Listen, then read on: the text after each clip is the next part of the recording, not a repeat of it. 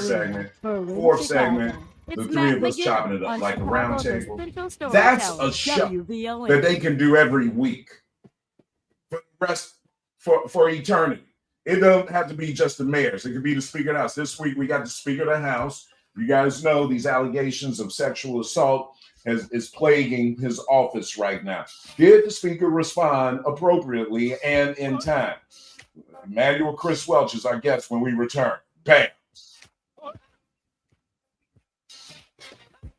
I know. Right. Okay. I got you.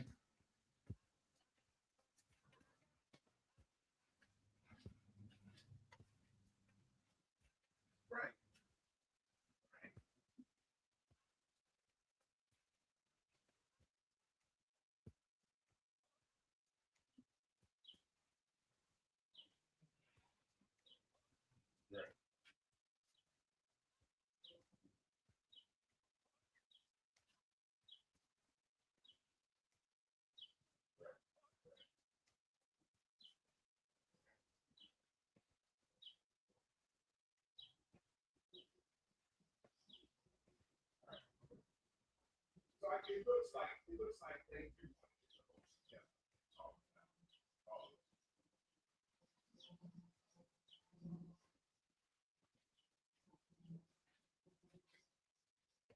All right, cool. Where tell Pierre to call me now. Because Charlotte's got some money. She got a little money she wants to spend. Oh, it was good. It was cool.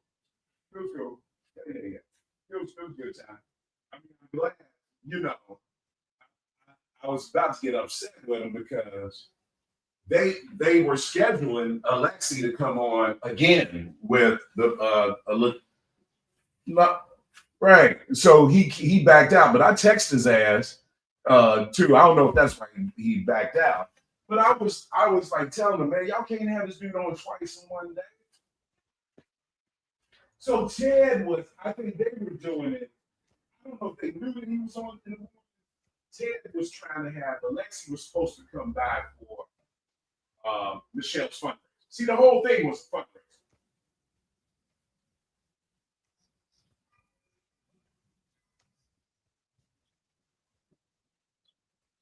Right.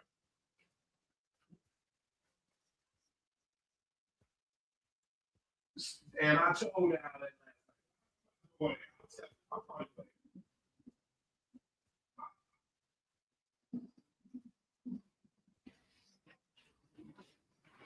Yeah.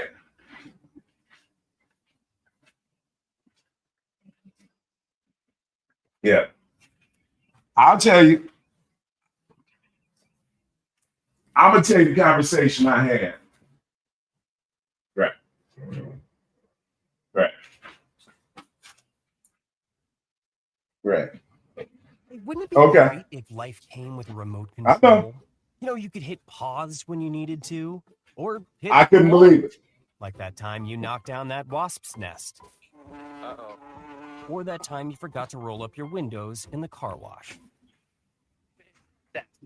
Yeah. Remote control would have come exactly then. Well, life doesn't always give you time to change the outcome, but prediabetes does. With early diagnosis and a few healthy changes like managing your weight, getting active, stopping smoking, and eating healthier, you can stop prediabetes before it leads to type 2 diabetes. It's easy to learn your risk.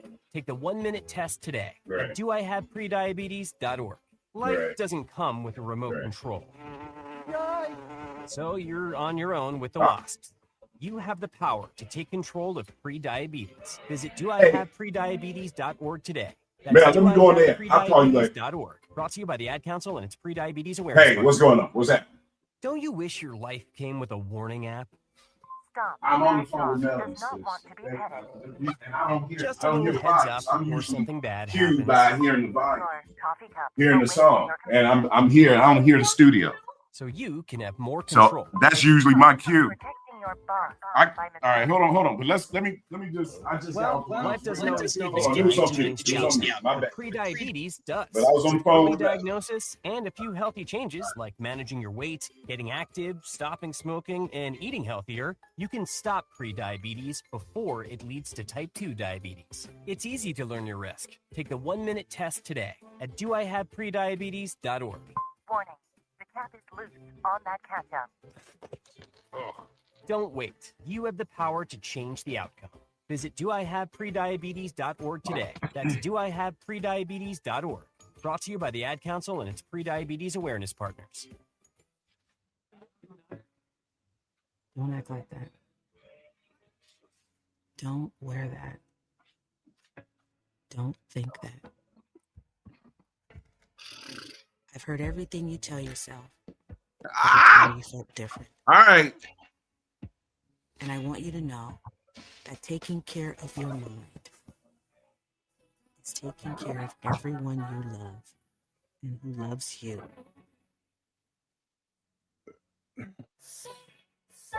That you can be vulnerable.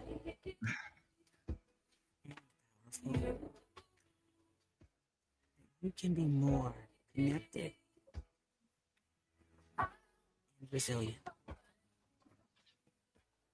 Taking care of me makes us stronger. Love your mind. Find mental health resources at loveyourmindtoday.org. This place has a pulse. You hear it in the canopy, feel it in the ground. Life, fully illuminated, engulfs you. From the birds singing in the treetops above to the tiniest insects in the soil below. You take a deep, cleansing breath, filling your lungs with the essence of the forest. Now, imagine it's all gone. Healthy, life-giving forests reduced to nothing. No singing birds, no lush canopy, and water and food in short supply around the world. Time is running out to protect our forests, and without our love, they can and will disappear. It's our choice. Love it or lose it. Help protect our forests.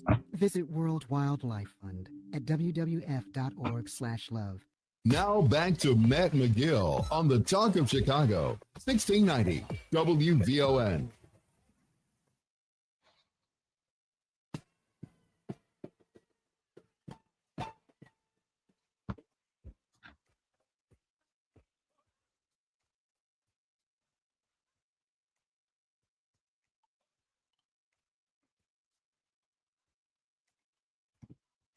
What happened? Not hearing the music. All right. I guess we are back. Sorry about that, guys. I welcome you to the Friday show. A lot to talk about, of course. The mayor's race is the big thing that we're going to be talking about from now and till next year, all leading into next year. Alexi was on with Rufus yesterday morning. Willie Wilson announced. We didn't talk about that. He's going to be coming on, I'm sure. He's reached out to me. I'm sure all the other shows are going to reach out to him as well.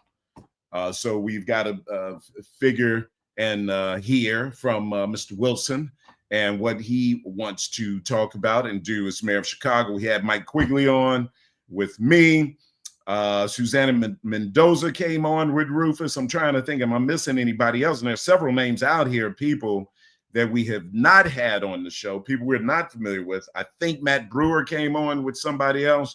You guys are going to have to keep score with all of this and figure out who's speaking to you, speaking of Black Chicago, and figure out whether or not the questions are the right questions, because the reality, guys, as much as we're going to try to ask the right questions, sometimes we may not. Sometimes we may not, guys.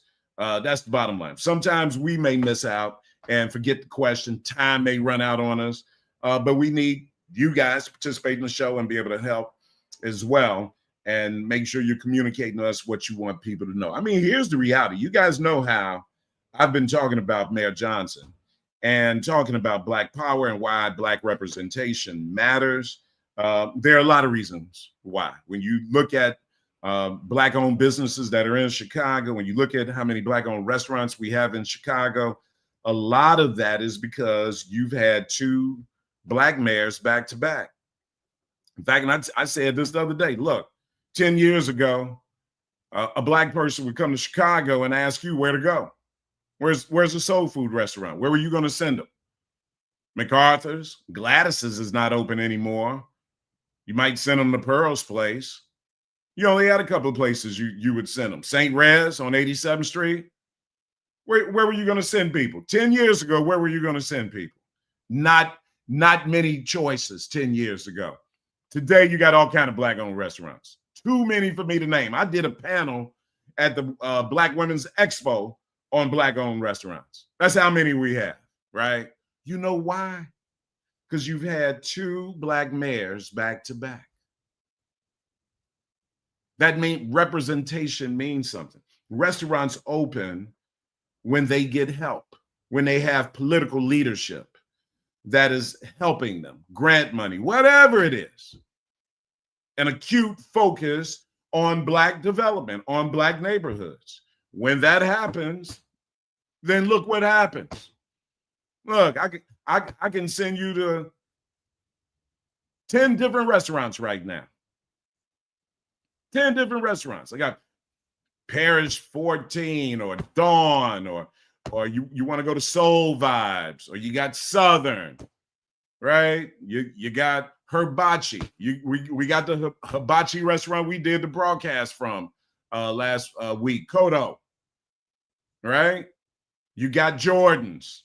You got, I mean, it's too many to name, guys. That's what Black representation on the 5th floor of City Hall gives you. So we've got to be aware of that.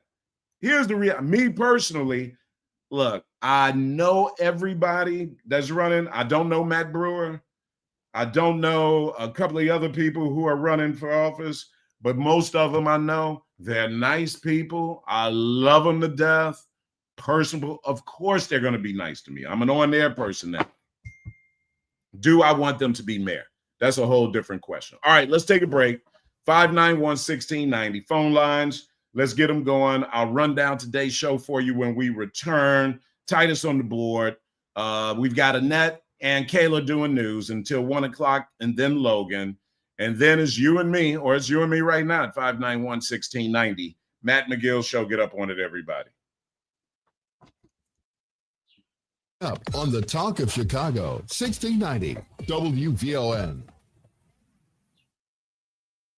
Join us on Saturdays through September as the cash keeps stacking to get you loaded at Wind Creek Casino and Hotel. It's your chance to win a share of $200,000. Earn entries now. Drawings start at 7 p.m. every Saturday beginning August 8th, with winners taking home $5,000 to $20,000 each week, plus a guaranteed $30,000 winner each month. Don't miss your chance. Let's get loaded exclusively at Wind Creek. Find your winning moment. Must be 21 years or older. If you or someone you know has a gambling problem, crisis counseling and referral services can be accessed by calling 1-800-GAMBLER. Hey family, it's me again, Joan Colosso, Executive and Artistic Director of the amazing Timeless Gifts Performing Arts Program for youth and young adults. It's been a great summer, and now it's time for you to see the incredible talent we've been cultivating in 2026. As we present a Timeless Gifts Review, Sunday, August 9th at the Logan Center. Come and enjoy this amazing musical journey as we share some of our best experiences and productions over our 16 years, like Timeless, a musical review, Hit Me, Once a Hit, Always a Hit, and from our international tour in Milan, Italy, and much more. That's Sunday, August 9th at the Logan Center. No, you're right. And I'll do that. You're right, because I had everything set up for the way it was yesterday. Let me say this real quick. I hear the commercial. Summer 2026. And find us right. on That's what I'm saying. At timelessgifts_Chicago. Or call us at 312-808-0000. But it was doing that yesterday. This is the story of the one who keeps multiple buildings running smoothly day after day. Plumbing that flows, HVAC that hums, cleaning supplies that keep services flowing. That's why she counts on Grainger. With easy reordering online and 24/7 support, Grainger helps her keep the products she needs on hand. So shelves stay stocked and buildings stay ready.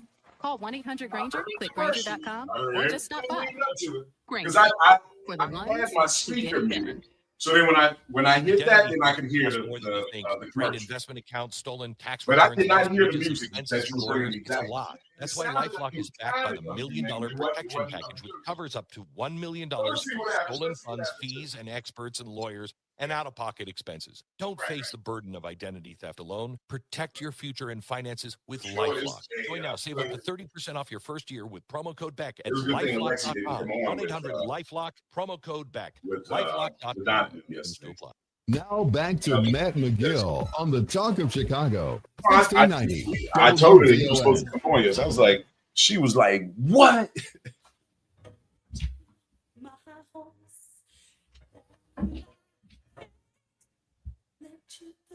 See, it's breaking up.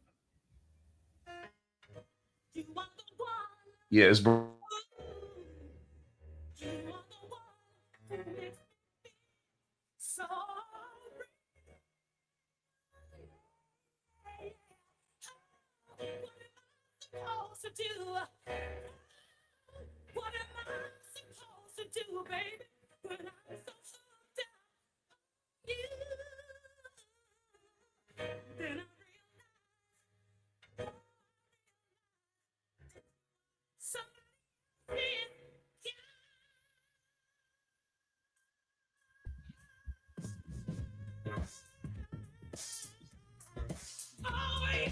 See, I'm hearing like a little bit of it and it stops, a little, then it stops. But all right, we'll figure it out. All right. What time is he coming on? All right, cool.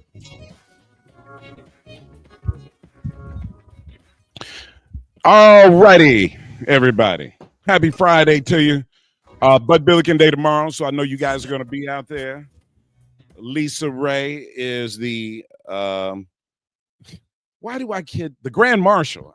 I cannot think of that word. What is wrong with me? I was about to say she's the maid of honor. What the hell is wrong with me? Anyway, on this Friday before Bud Billiken Day, thanks to the law offices of Attorney Ted London for hosting us yesterday. Had a great time out there. And you know, you guys know I grew up with Attorney London, so it was, quite a moment for me to be out there. Anytime I'm out there with him and celebrating the business. WVON has been good for his business, and he appreciates you guys in the strongest way possible.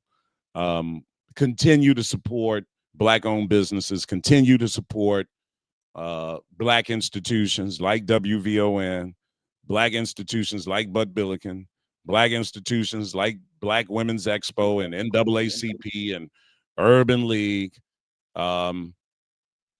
We need to spend our dollars. We've got to use our money to support candidates. Here we are talking about a mayor's race coming up, and the big story is how much money one candidate has and how the mayor doesn't have any money at all, right? That is a reflection on us to a degree. Yeah, teachers union is going to give Mayor Johnson some money, but what are we doing? Who are we as Black America and Black Americans? Who are we when it comes to our candidates, man? And that's why groups like AIPAC can come in and do what they do, because we create a void, and that void gets filled by people, special interests, who have something else in mind, who want to control our political candidates, right? So if we're not doing what we're supposed to do to make sure that our candidates, our Black politicians, are doing what we want them to do, then special interest comes in and gets them to do what they want them to do, right? Because look, one of the big complaints I hear from you guys all the time is, Black politicians aren't doing what we want them to do. When we're not supporting them. We're not putting money on the table to help get them elected.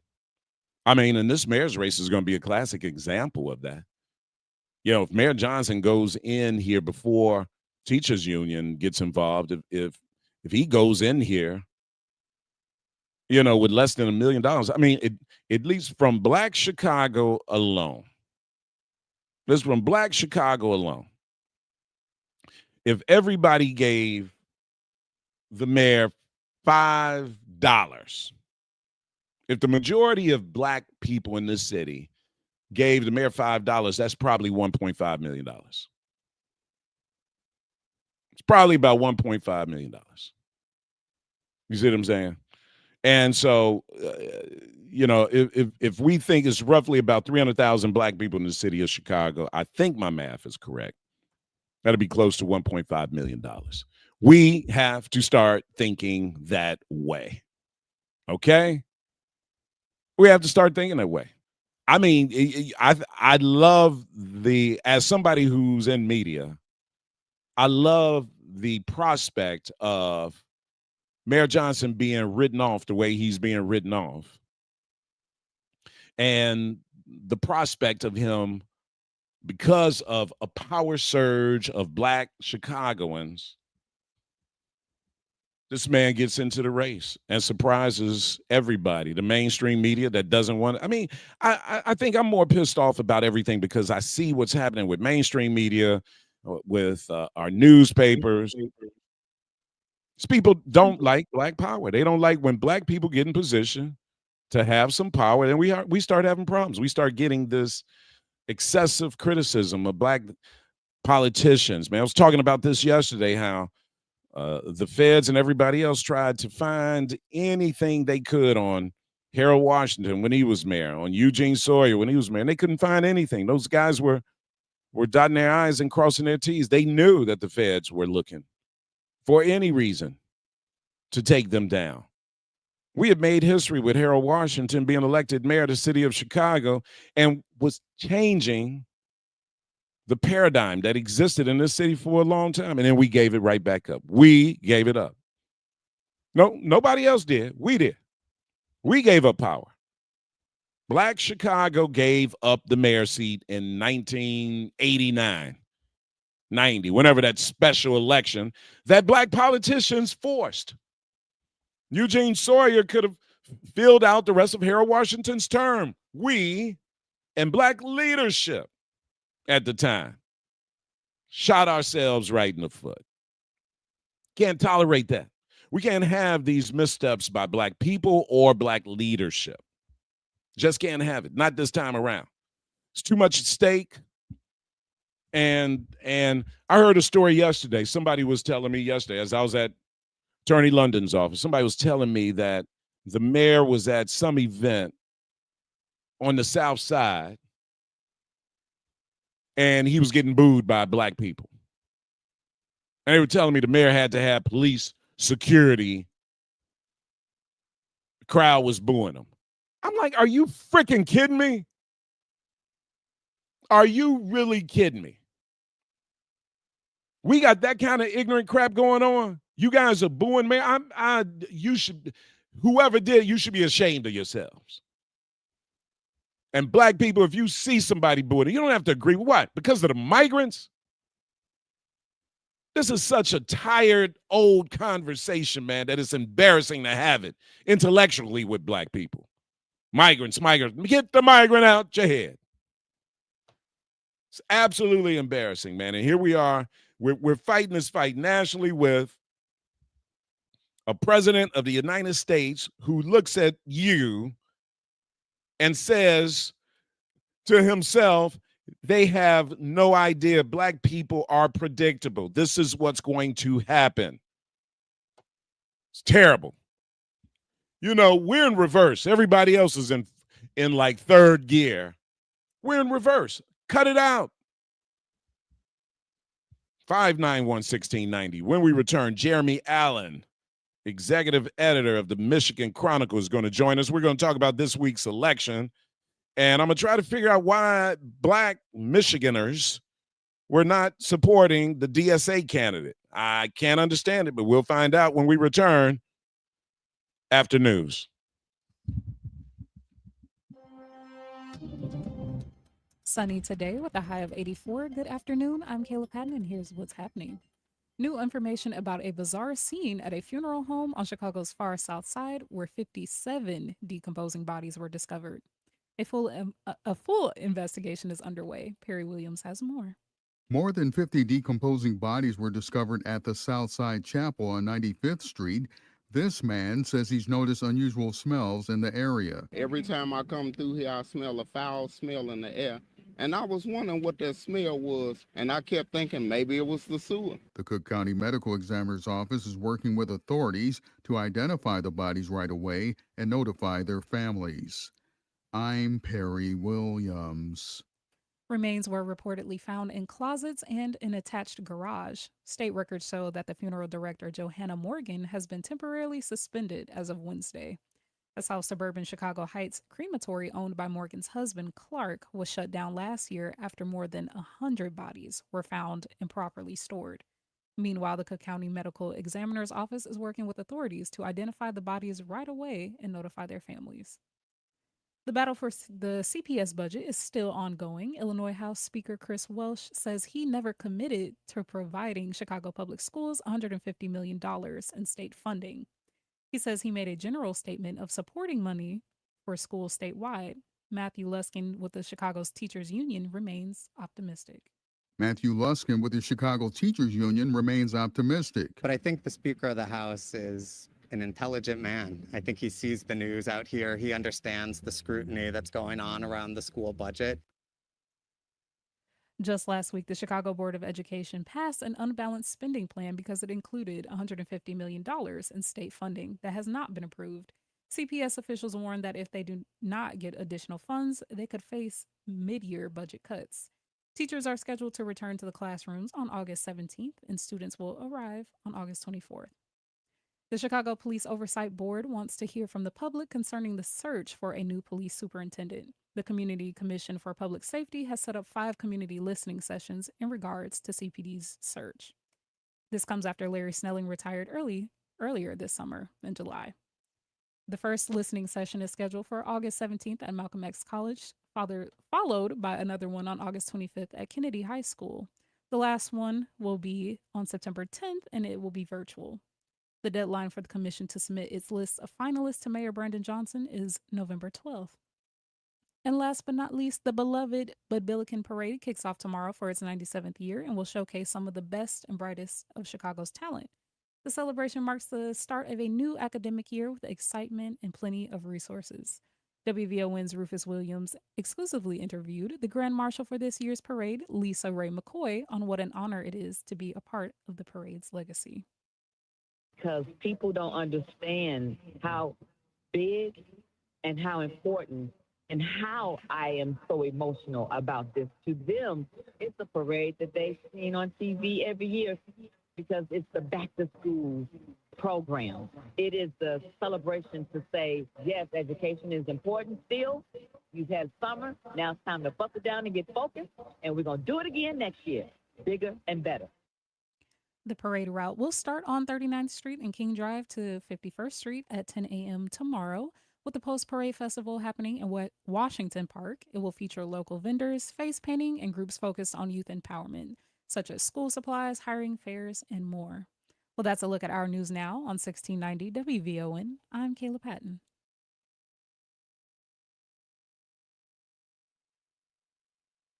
When it comes to celebrating our Chicagoland communities, Wintrust is here for. We're proud to support small businesses in our own backyards, like All United Imports Incorporated, imported foods from Africa, Jamaica, and the Caribbean islands, located at 2525 South Blue Island Avenue in Chicago. Nancy's Home Care, support for seniors, individuals with disabilities, and those facing terminal illness at 10146 Southwestern Avenue in Chicago.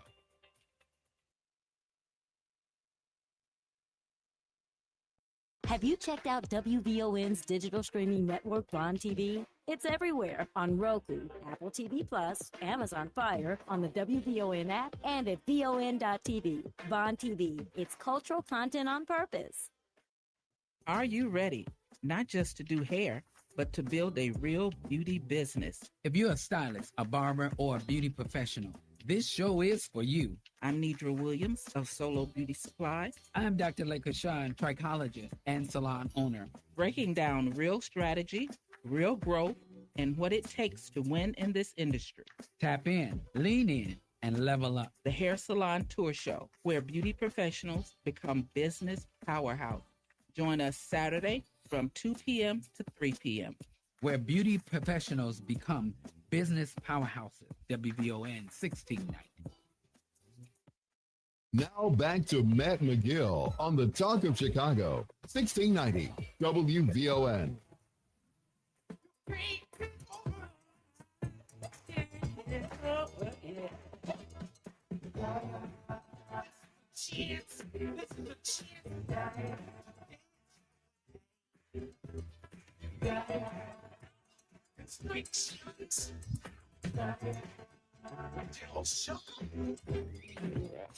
All right.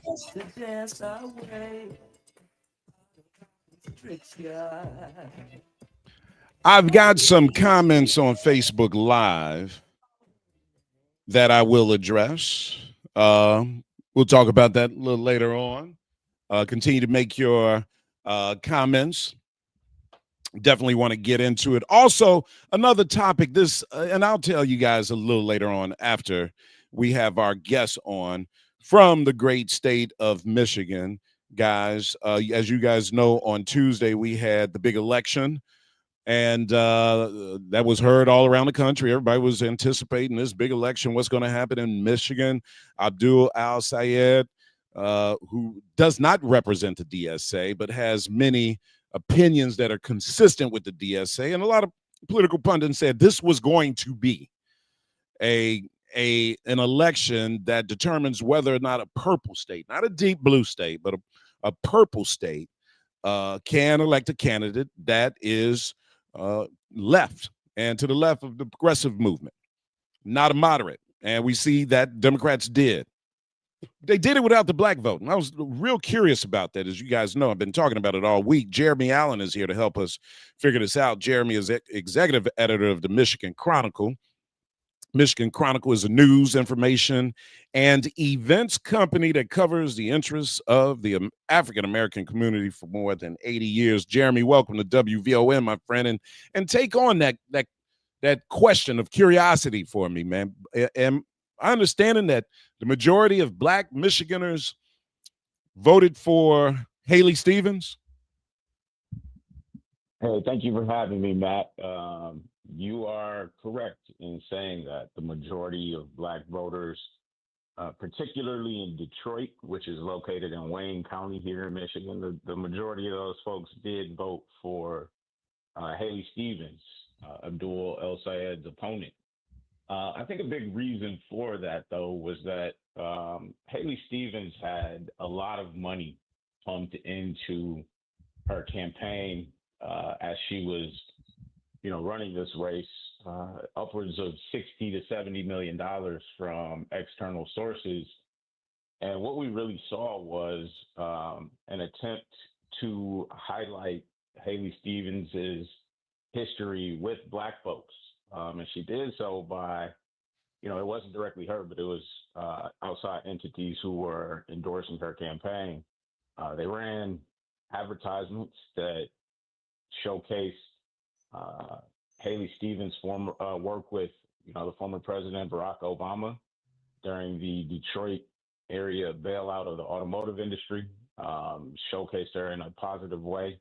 The advertisements looked like an endorsement from President Obama to Haley Stevens. And if there's one thing we know is that, black folks adore President Obama for all he did for the country and for, progressing the black movement, particularly in rural areas.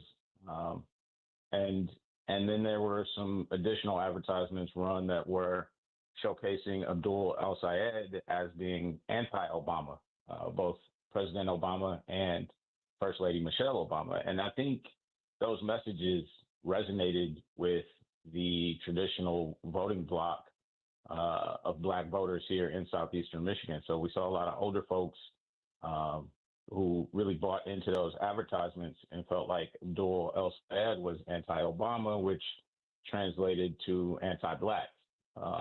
Those advertisements were viewed by a lot of political pundits as, a false narrative, and they were misleading, if nothing else. And that tended to sway a lot of black folks in this region to support Haley over Abdul El-Sayed.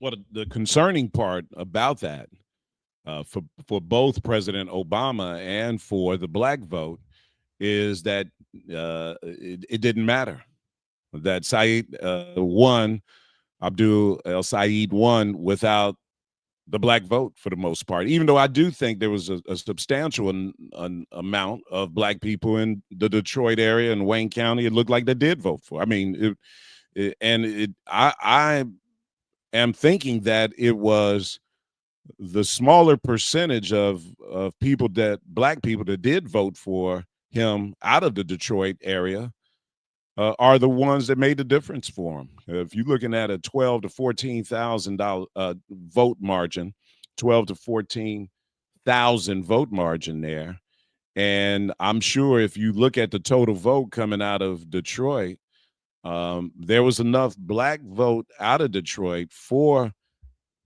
El-Sayed that allowed him to sustain that margin of victory. But I am kind of concerned. Go ahead, brother. No, I was gonna say I think you're absolutely right, because if the black folks who make up the traditional voting bloc would have been the only voters here in southeastern Michigan, Haley Stevens would have won. But what we saw was that he invigorated a group of folks, black folks in particular, the 18 to 25, even 18 to 30-year-olds who have traditionally sat out of some races. He invigorated them enough to actually come and vote. And so, we saw a slightly higher than average voter turnout. There were more voters in this midterm election than there were for the Detroit mayoral election last November. And I think the reason we saw that is because these young folks said that, we're not going to let these misleading advertisements and this, $60 to $70 million pumped in from out of state, from APAC, from folks who don't have an interest in who is elected outside of what they can do for them. We're not going to let them control this election. And so he did, I don't want to misconstrue it. Although Haley won the black vote in Detroit and in Wayne County, it was not solely black folks did not support Abdul El-Sayed. It was that, she just had that voting block of traditional voters come out on her behalf. But he did have a lot of black folks in the region still say that they wanted his representation in the Senate. I guess I'm a little surprised at that, because the optics of it from Chicago were interesting to me on election night, when it was like, hey, El-Sayed is up. He's, he held for the most part, he held about a 20,000 vote lead going through the night. It would go up a little bit, down a little bit, but for the most part, he was holding this 20,000 vote lead, and everybody was saying, but still waiting on the vote to come in Wayne County, in the Detroit area, and Haley Stevens is banking on the black vote. And the optics of it were so weird for me, because I am like, you've got a white establishment Democrat that is taking money from APAC, is depending on and winning the black vote in Detroit over a person of color who talks about taxing millionaires, supporting and affordability, and all of these issues. Corporations, making corporations pay their fair share, Medicare for all of these things that fit right into the needs of Black America, and thus Black people from Detroit. And they're voting for the white establishment Democrat. It was mind-blowing for me, brother. And I was like, we got to get somebody from the Detroit area on to talk about this. Now, some people were suggesting that there was some backlash because a lot of Black Michiganders didn't feel that the Arab community came out and supported Kamala Harris in 2024. Is that correct? That is correct. I think it's twofold, though. I think propaganda is propaganda for a reason, right? Sometimes it resonates a little bit more than we like to give it credit for. But we see it on both sides of the aisle. We see that, as soon as somebody we respect comes out and shows support, we feel like because, the governor, for instance, had endorsed Haley Stevens, and the governor, particularly in Detroit, has been a beloved figure because of how she is, how she shows up for the city. And so the support from the governor is sort of de facto support for whoever the governor supports. And so I think when you see the continued propaganda and the support from folks who the Black community does traditionally support, I think you sort of earn that de facto level of trust and support from folks who have, voted a certain way the entire time. And yes, I think there was the realization that this uncommitted movement that El Sayed was a part of a few years back really did have a lasting impact for some of that older voting bloc. And it was hard for a lot of them to get over. And they, that propaganda was so loud that it even drowned out the fact that El Sayed actually did endorse Kamala Harris for president. Right. He said that the part of the uncommitted movement he was involved with was more so against Joe Biden than it was against anything else, any Democrat or anything like that. And so, Joe Biden's refusal to push back against the war in Gaza and the, his quote, genocide that was happening in Palestine, he didn't support that, and therefore he wasn't going to support Joe Biden. But when Kamala Harris came out and said, hey, I'm willing to have these conversations about what, repair looks like and what America should be doing and representing for folks who really care about what's happening in Palestine and in Gaza, once she showed the willingness to have a conversation, he was one of the first Michiganders to come out and endorse her for president. Is that right? Even before Haley Stevens did. So, yes, but again, the sticking point for the Stevens campaign was, he was part of this uncommitted. He did slander the Obamas. He did do all of these things. So while he's promoting issues and agendas that make sense for Black folks, he also said these things. And let's rely more on that than we will his ability to get things done in the future. All right, talking to Jeremy Allen, executive editor of the Michigan Chronicle. Jeremy, hold on. We're going to take a quick break. I've got a couple of phone calls, one in particular about the mayor's race in Detroit. So I'll take that one while I have you on the air. And I want to ask you, moving forward, as we look to November 3rd, will the Black vote come out and support El Sayed? And is there a possibility that Democrats can get this seat and defeat Mike Rogers? We'll talk to Jeremy about that when we return on the Matt Mcgill Show, everybody. More from Matt Mcgill coming up on the Talk of Chicago, 1690 WVON. It's Rufus Williams. The thrill of summer is finally here, which also means it'll be over before we know it. This fall, the Rufus Williams Travel Club is heading to Charleston, South Carolina, October 8th through the 12th. Join me as we experience the beauty, the brilliance, and the culture of one of America's most captivating cities. We'll enjoy the charm of the Lowcountry, breathtaking scenery, incredible cuisine, and the rich African-American history of Charleston. There will also be a few special surprises designed just for our group. So whether you're traveling alone, with family, or with friends, you'll be welcomed into an unforgettable experience filled with great people and great memories. Space is limited, and the best rates are right now. Simply go to WVON.com, click on the Rufus Williams Travel Club banner, and reserve your space. Advantage International is the official travel partner of the Rufus Williams Travel Club. Charleston, South Carolina, October 8th through the 12th. Travel with people, travel with purpose, travel with us. Identity theft can cost more than you think. Drained investment accounts, stolen tax returns, lost wages, expenses for lawyers. It's a lot. That's why LifeLock is backed by the $1 Million Protection Package, which covers up to $1 million for stolen funds, fees, and experts and lawyers, and out-of-pocket expenses. Don't face the burden of identity theft alone. Protect your future and finances with LifeLock. Join now. Save up to 30% off your first year with promo code BECK at LifeLock.com. 1-800-LifeLock, promo code BECK. LifeLock.com. Terms to apply. This is the story of the one. the one who keeps multiple buildings running smoothly day after day. Plumbing that flows, HVAC that hums, cleaning supplies that keep surfaces sparkling. That's why she counts on Grainger. With easy reordering online and 24/7 support, Grainger helps her keep the products she needs on hand. So shelves stay stocked and buildings stay ready. Call 1-800-GRAINGER, click Grainger.com, or just stop by. Grainger, for the ones who get it done. Alexa, play WVON 1690 AM. Getting WVON 1690 AM station from iHeartRadio. Try it out for yourself. America is listening to WVON. Now back to Matt McGill on the Talk of Chicago, 1690 WVON.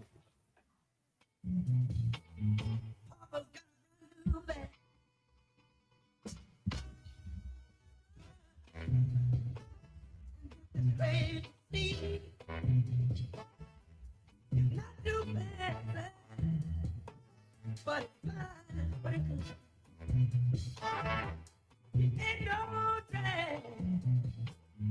Papa's got a brand new bag. The jack, he's on the fly. Don't blame cheating, boy, you know he got. You threw the monkey, the mashed potato, jump back, jack. Yeah. Get her. Come down the All right, hold on. Let me go back on. All right, we're back. Jeremy Allen with the Michigan Chronicle, executive editor there, talking a little Michigan politics, of course, after Tuesday's election.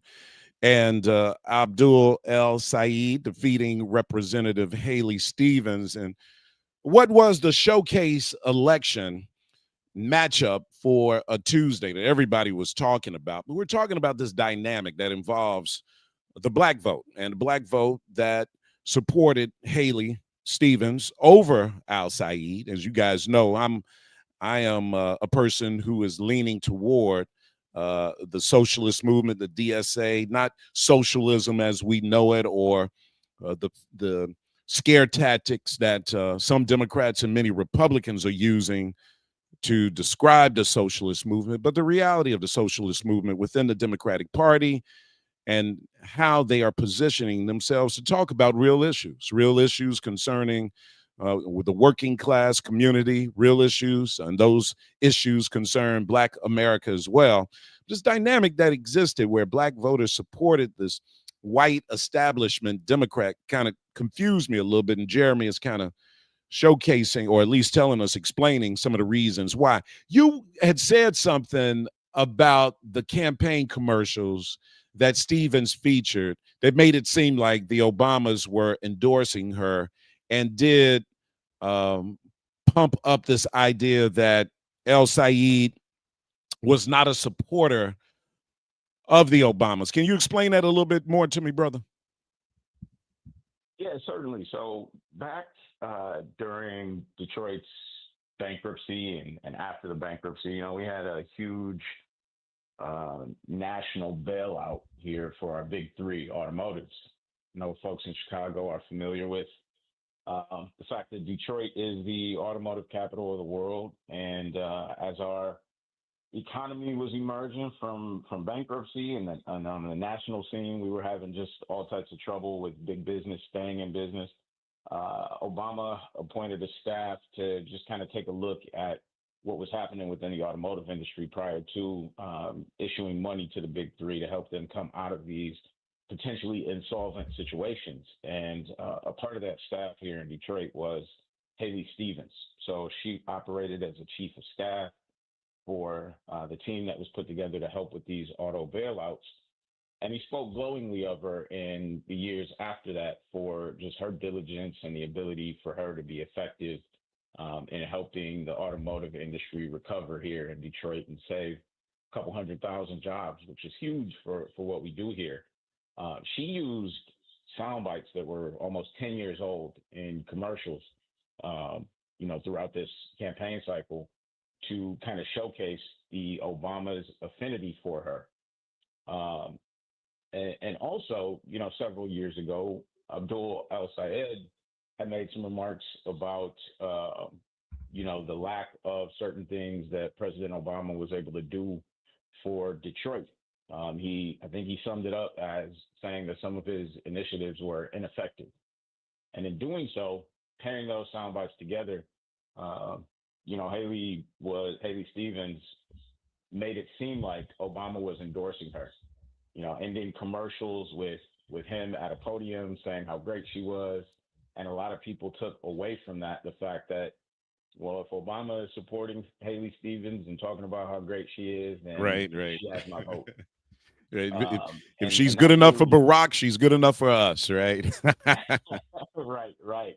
Okay. I mean, that really resonated with so many folks here, and it just stuck. And it stuck to the point where the traditional voting bloc here in the city of Detroit, which is your 40 and up voters, and particularly senior citizens, they really resonated with that and showcased it when they went to the polls. I tell you what, though, man, what's concerning, and I'm not sure if this was a blow to President Obama's ego or not, but the fact that Haley Stevens lost, despite this narrative that Obama favored her, the fact that Haley Stevenson lost, despite having the majority of the black vote supporting her, is something to take note of, right? I mean, it's something to acknowledge about the direction of this. I know Brother Saeed doesn't consider himself a socialist, but it still does point to the impact that this anti-establishment movement, whether it's DSA or something else, whatever El Sayed represents, that is having an impact on elections and the Democratic Party. Now, I'm going to try to squeeze in this quick call. June is calling us about a question about the Detroit mayor's race. June, welcome to WVON. What's on your mind? Well, maybe June is not there. All right, so let me ask you this question before I let you go, and I got about 30 seconds, brother. Should we be concerned about the black vote coming out in November to support Abdul El Sayed? Hey, man, I'm here. Oh, all right. Well, real quick, June, I got 20 seconds, brother. Okay, I just want to say this, man. Matt, we better stop not looking at the facts, man. This guy is voting. He's winning on something else, man. I just want you to keep these black folks in mind. I'm done. Okay. I got you, brother. I'll try to get to both of those real quick. I think the black vote will turn out for El Sayed in November, because I think voters here in Detroit and all over the country really see a vote for Democrats and Democratic candidates as a vote against Donald Trump. I think so many folks do realize that Donald Trump does not have their best interest in mind as black folks, as Democrats.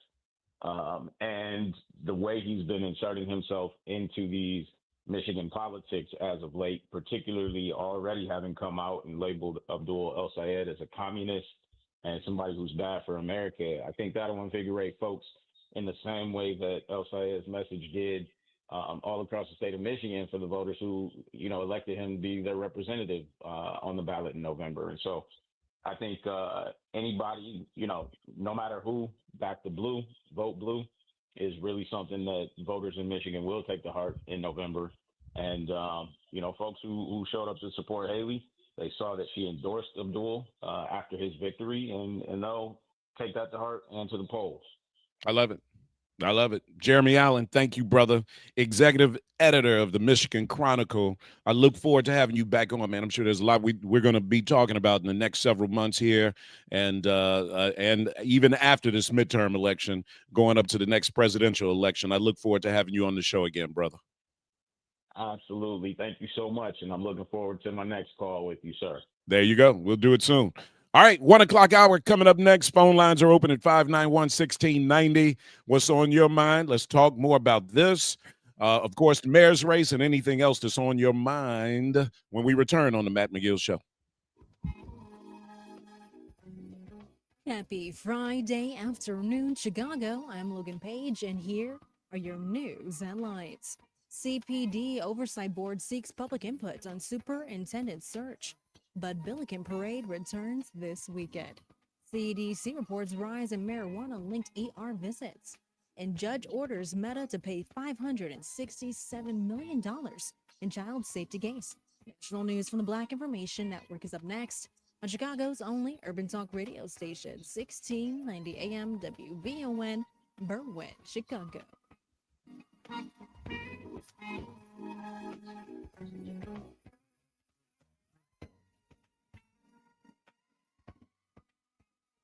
Island with BIN News Now. The Department of Justice is considering a move to charge Dr. Anthony Fauci with a crime.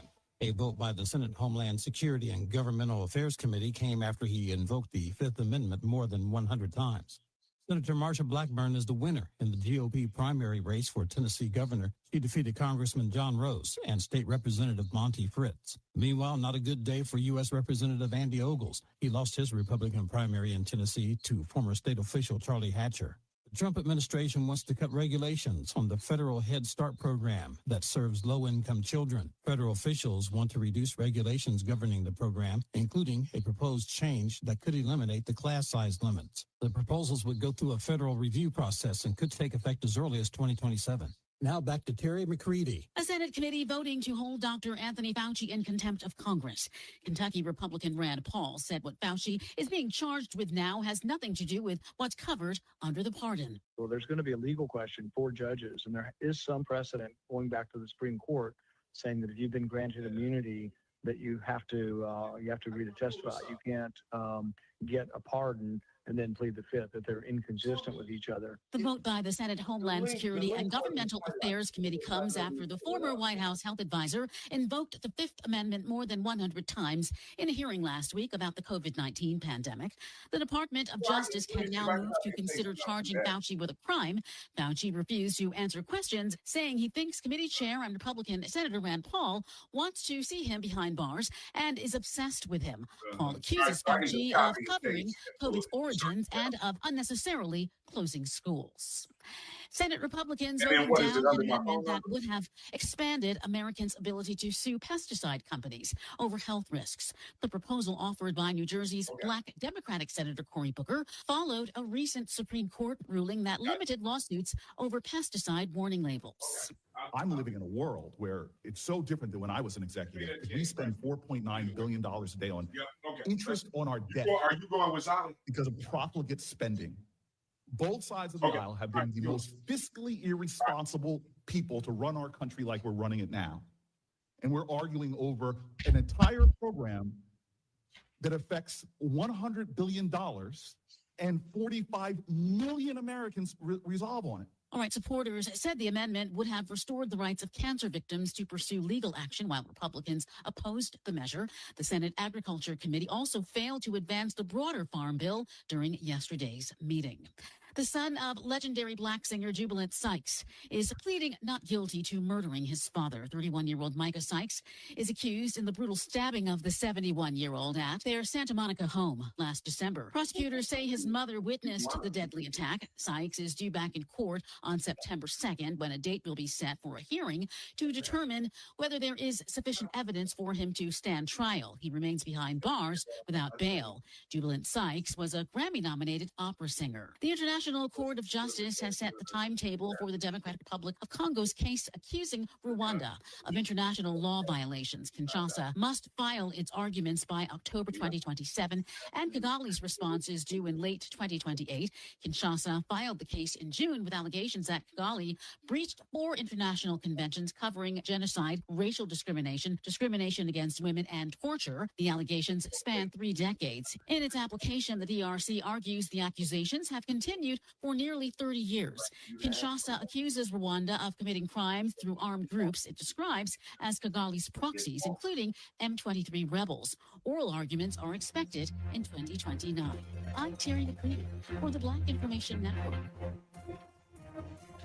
Chicago, get ready for a night of pure magic. On Saturday, August 29th, the Destiny's Child Iconic Reimagined Tribute lights up the historic Congress Theater. One unforgettable night celebrating the songs that defined a generation. Imagine Survivor, Say My Name, Independent Woman, Reimagined. A 5-piece string ensemble delivers a stunning symphonic interpretation of the hits and love songs you know by heart, blending contemporary sounds with the group's signature harmonies and those empowering lyrics that still move us today. And guiding you through it all, narrator Matthew Knowles, the management powerhouse who built Destiny's Child from Houston Dream to global phenomenon. Want the ultimate experience? Upgrade to VIP for premium seating and an exclusive meet and greet. But hurry, VIP packages are limited. From the moment the doors open, you'll feel it. It isn't just a concert, it's a celebration. The Destiny's Child Iconic Reimagined Tribute, August 29th, Congress Theater. Tickets at destinyschild.com. Get yours before they're gone.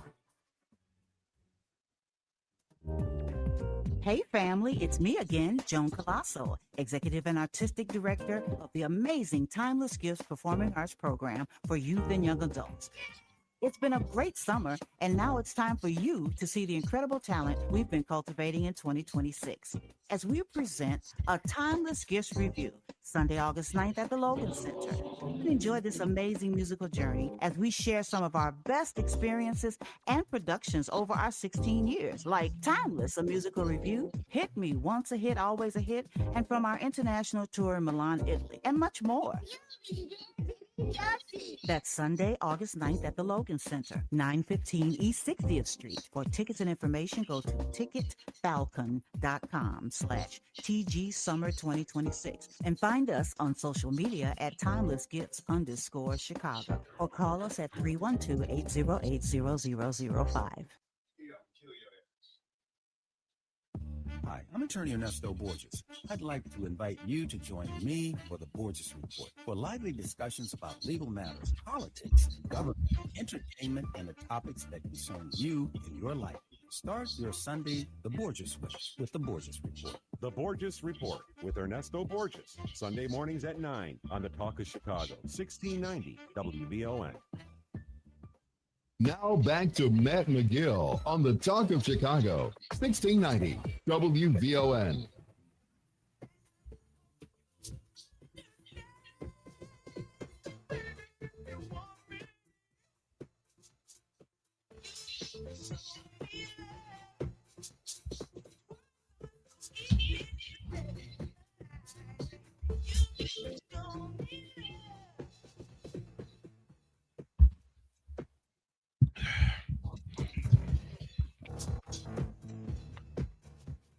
All right, we're back, y'all. 1 o'clock hour is here on this Friday. Of course, not a lot going on, but always a lot going on in the news. I mean, I think, look, we've got to keep our eye on President Trump and what's going on nationally. He is, again, attempting to use his presidential authority and powers to try to get around birthright citizenship. I got to admit, guys, as liberal and progressive as I am on issues, birthright citizenship does bother me to a degree. And I think, and I'm trying to figure out exactly what it is that bothers me about birthright citizenship. And maybe it's because I feel like it can easily be exploited and probably has been exploited. I do think, as liberal as I am, I believe in strong borders. I believe that the United States of America, we do have a border problem, and we continue to let too many people into the country carelessly and recklessly. No other country does that. Obviously, no other country probably has the border size that we do in America. I mean, landmass wise, the United States of America is a huge country, guys. When you look at European countries, they don't. European countries are as big as our states. Okay. So border security for them is a whole different conversation than it is for us. Right. But it's interesting that it doesn't appear we have too much of a problem when it comes to our Canadian borders.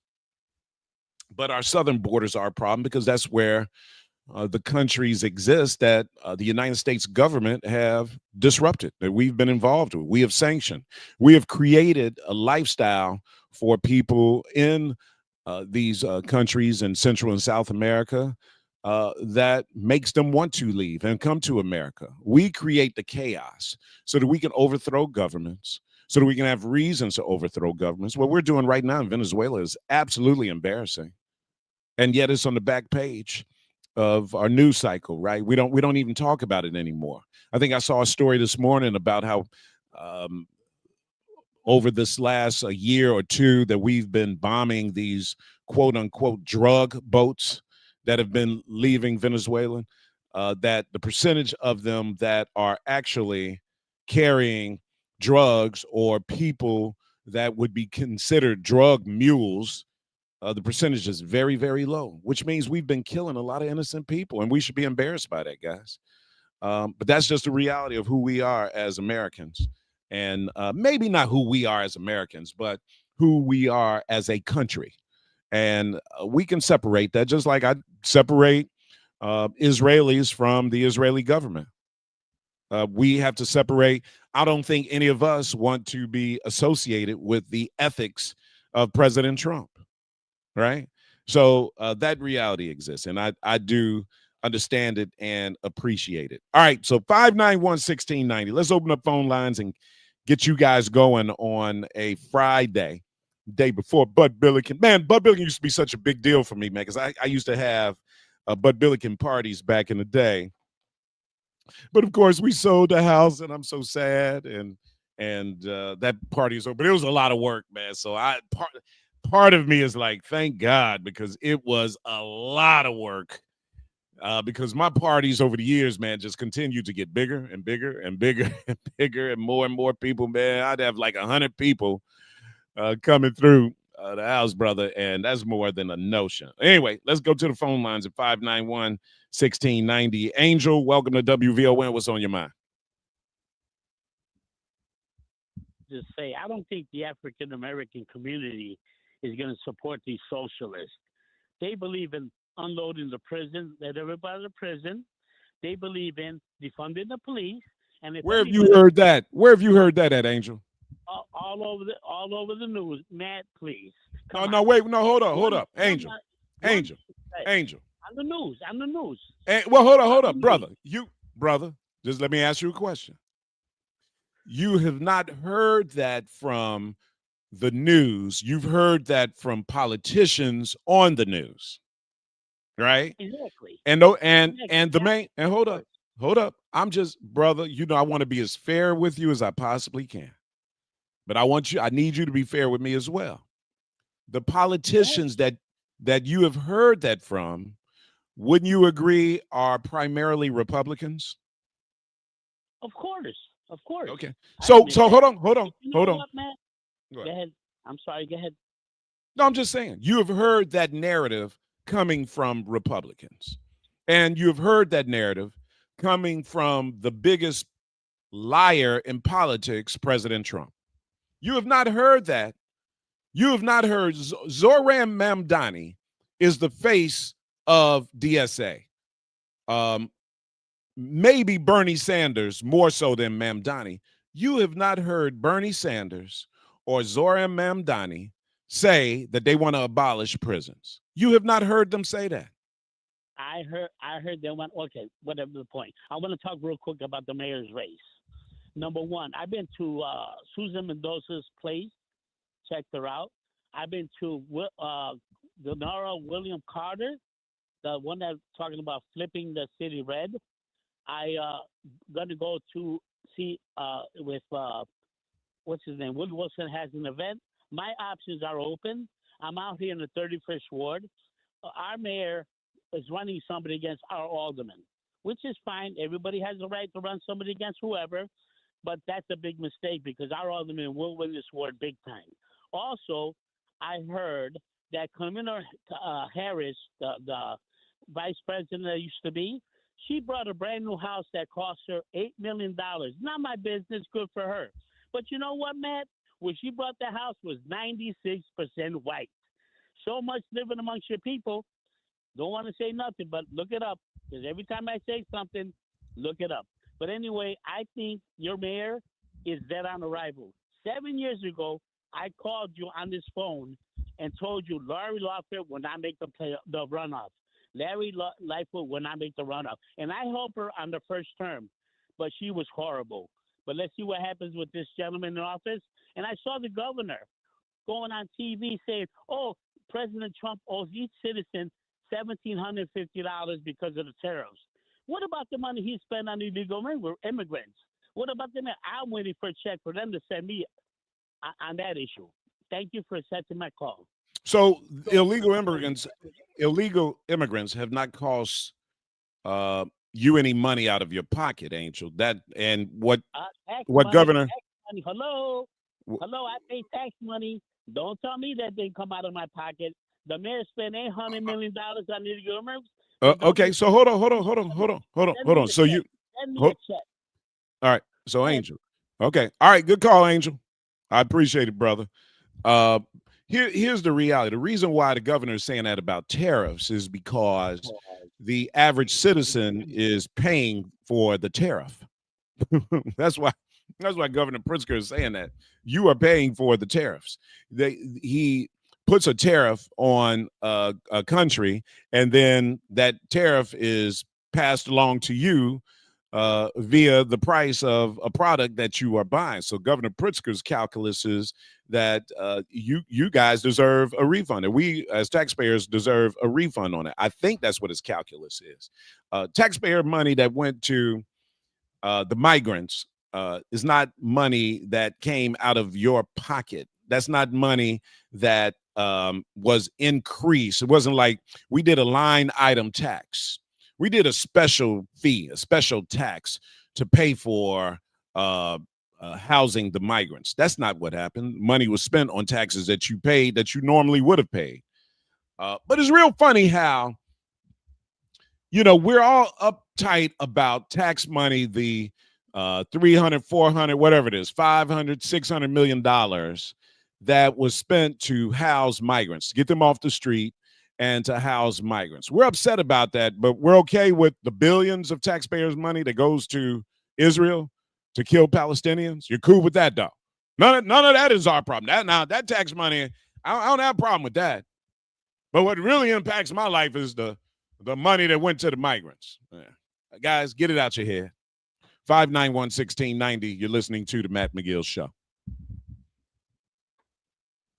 More from Matt McGill coming up on the Talk of Chicago, 1690 WVON. It's Rufus Williams. The thrill of summer is finally here, which also means it'll be over before we know it. This fall, the Rufus Williams Travel Club is heading to Charleston, South Carolina, October 8th through the 12th. Join me as we experience the beauty, the brilliance, and the culture of one of America's most captivating cities. We'll enjoy the charm of the Lowcountry, breathtaking scenery, incredible cuisine, and the rich African-American history of Charleston. There will also be a few special surprises designed just for our group. So whether you're traveling alone, with family, or with friends, you'll be welcomed into an unforgettable experience filled with great people and great memories. Space is limited, and the best rates are right now.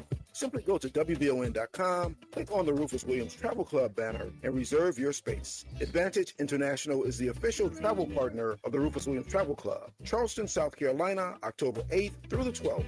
Travel with people, travel with purpose, travel with us.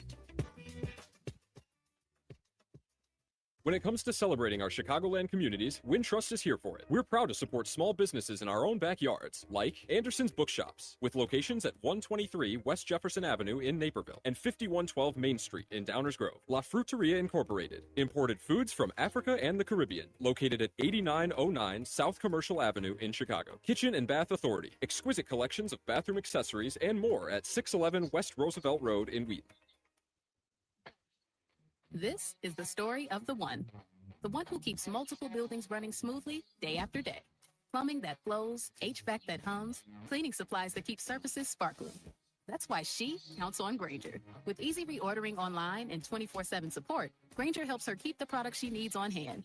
So shelves stay stocked and buildings stay ready. Call 1-800-GRAINGER, click Grainger.com, or just stop by. Grainger, for the ones who get it done.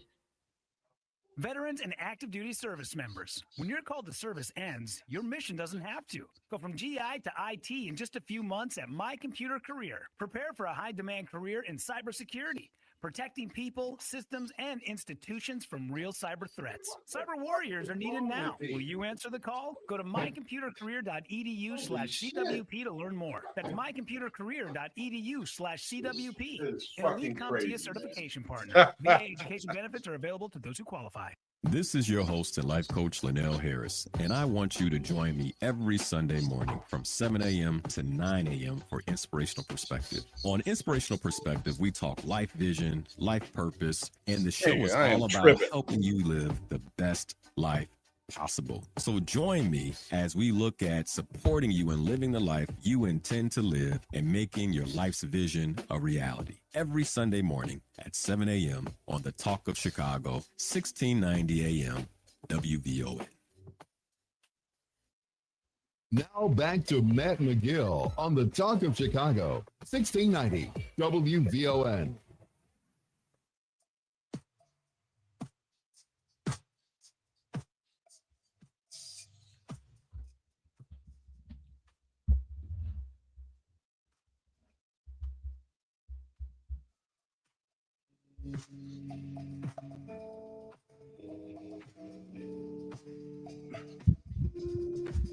All right, we're back. 591-1690. A lot to talk about. I'm going to tell you guys a conversation I got into online. Let me see if this conversation has gone any further.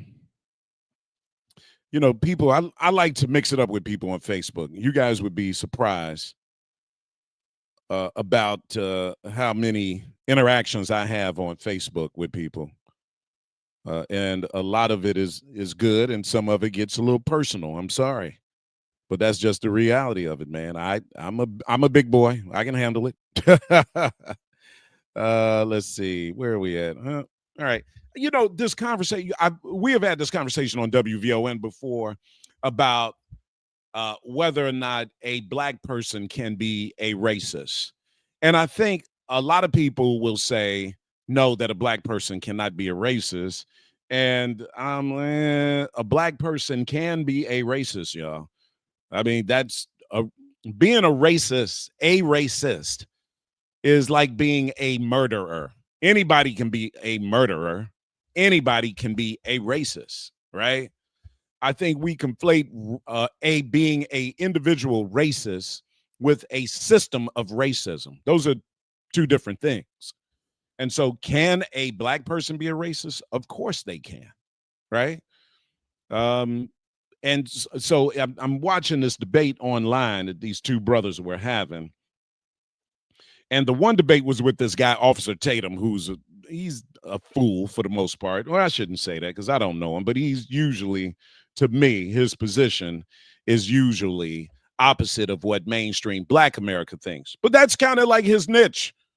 He uses that to his advantage. That's how he makes his money, how he has established his platform, and those are his talking points. He's going to go anti-black establishment with his talking points, and he draws in white people that way.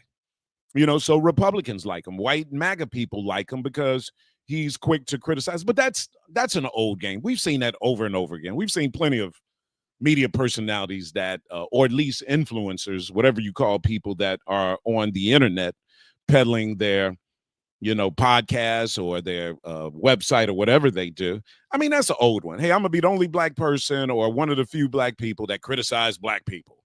Hey, we don't need reparations. Hey, what's wrong with it? And I'm talking about the kind of criticism that we know is not criticism with love. Because see, when I criticize our community, I'm criticizing and saying, hey, look, we should be embarrassed. We need to do better.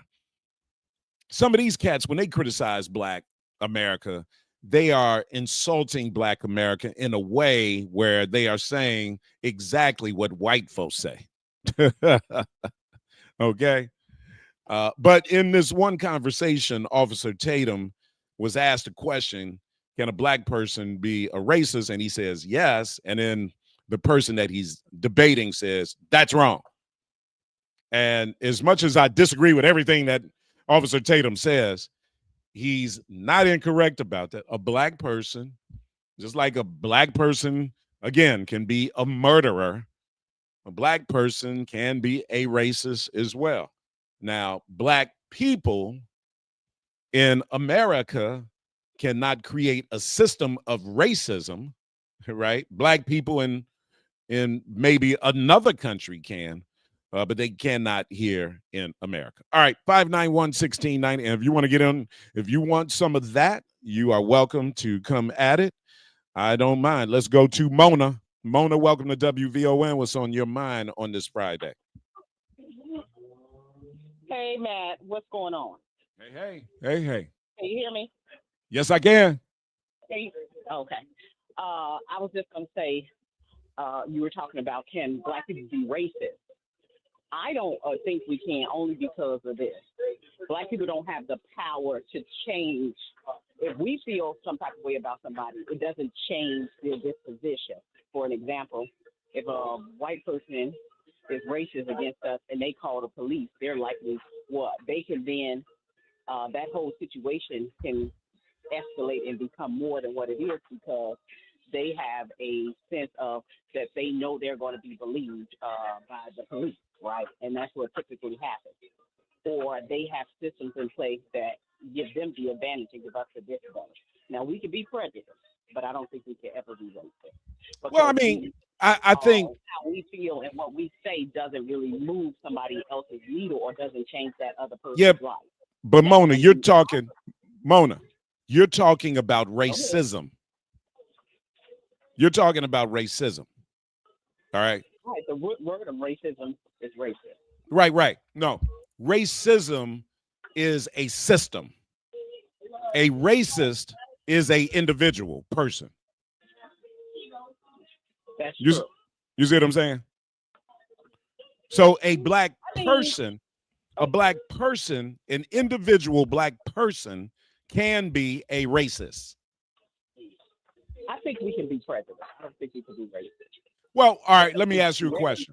No, hold on. Hey, check this out. Hey, sister. Mona. Go ahead. Hey, yes, what do you call a white person who hates black people? I guess we would generalize that as racist. You call them a racist, right? Or prejudice, yeah. But I mean, because we're dealing with the word racist. You would call a white person who hates black people, you would call him a racist, right? Yeah. Or like I said, I don't know if it's just limited to that. It could be other things. Bigoted or prejudice, right? Depending on the person. But yeah, we would probably generalize it and say, oh, they racist. Right. Okay. What would you call a Chinese person who hates white people? I don't know. I guess racist too. Is that you call him a racist, right? There you go. So you're good. You're making my point, though. Good call. Good call, sister. All right, let's take what time is? Let's go to TJ, Planky, and Kawanza. Mark Carter, you guys hold on. I'm trying to read this. And Robert, I know you're doing the best you can in terms of taking a picture of the board there. But I will get to the rest of the calls when we return right after news.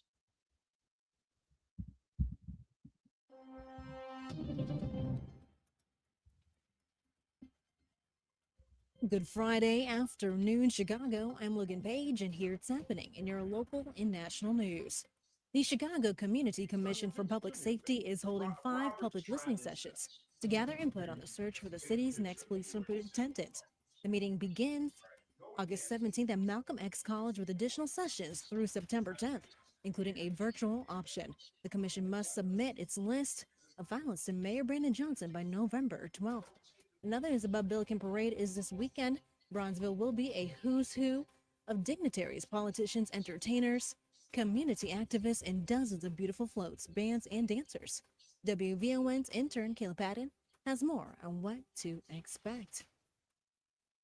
The beloved Bud Billiken Parade kicks off tomorrow for its 97th year and will showcase some of the best and brightest of Chicago talent. The celebration marks the start of a new academic year with excitement and resources. WVON's Rufus Williams exclusively interviewed the Grand Marshal for this year's parade, Lisa Ray McCoy, on what an honor it is to be part of the parade's legacy. Because people don't understand how big and how important and how I am so emotional about this. To them, it's a parade that they've seen on TV every year because it's the back to school program. It is the celebration to say, yes, education is important still. You've had summer. Now it's time to buckle down and get focused, and we're going to do it again next year, bigger and better. The parade route will start on 39th Street and King Drive to 51st Street at 10 a.m. with the Post Parade Festival happening in Washington Park. It will feature local vendors, face painting, and groups focused on youth empowerment. Kayla Patton, Our News Now, 1690 WVON. In other news, a new CDC report shows an increase in emergency room visits tied to cannabis hyperparesis syndrome, a condition that causes severe nausea and vomiting in frequent marijuana users. Researchers identified nearly 200,000 related ER visits between January 2023 and May 2026. The highest rates were among people ages 15 to 24, prompting the CDC to call for greater awareness and more research. And a New Mexico judge has ordered Meta to pay $567 million and implement new child safety measures on Facebook and Instagram after finding the company contributed to harm against young users. The ruling follows a March jury verdict that found Meta liable for violating state consumer protection laws and concealing information related to child safety and mental health risks. Meta plans to appeal the decision, which could influence similar lawsuits against social media companies nationwide. Your birthday? Logan Page, and that's what's happening Oh, in your happy news birthday, now on baby. WVON 1690 AM. How old are you now? Oh, damn. Oh, Lord. I'm your Magnolia Blues man. Are you really? Hillary Cheat, I'm inviting you to join us. Oh, I want 27 selects. WVON 1690 for some real American music and culture. Here on Classic Blues and R&B. Check us out Saturday, 11 p.m. until 2 a.m. That's all I WVON, can. You, I think, Blues of 20 and R&B. little Celeste. After graduating TTI, I got my CNA license, and an organization called Skills of Chicago helped me get into Northwestern Medicine. Northwestern Medicine has created a pipeline to medical education and jobs in healthcare for our neighboring communities. It's no wonder we're the third largest private employer in Illinois. It's a place where it's like a flower. I can just see myself grow. Because we treat our community the same way we treat our patients. Better. Hi, I'm Tavis Smiley, inviting you to join me weekdays from 6 p.m. to 9 p.m. right here on WVON. I am bringing you a national perspective on all the happenings in the Black community and, of course, politics. It's talk radio for us, by us, and this is where America listens. It's Tavis Smiley, weekdays from 6 to 9 p.m. on the Talk of Chicago, 1690 WVON. Maria Pappas with Black Houses Matter. We're up to way over 400 million here. Yeah, giving money back. How about that? People in Bellwood got 10 million, Broadview 6 million, Burnham 3 million, South Holland 17 million. The city of Chicago's up to $190 million that we have given back to African Americans. Who does that? Nobody does that but WVON. Cook County Treasurer Maria Pappas with Black Houses Matter, Monday mornings at 11:30 a.m. on the Talk of Chicago, 1690 WVON. Now back to Matt McGill on the Talk of Chicago, 1690 WVON.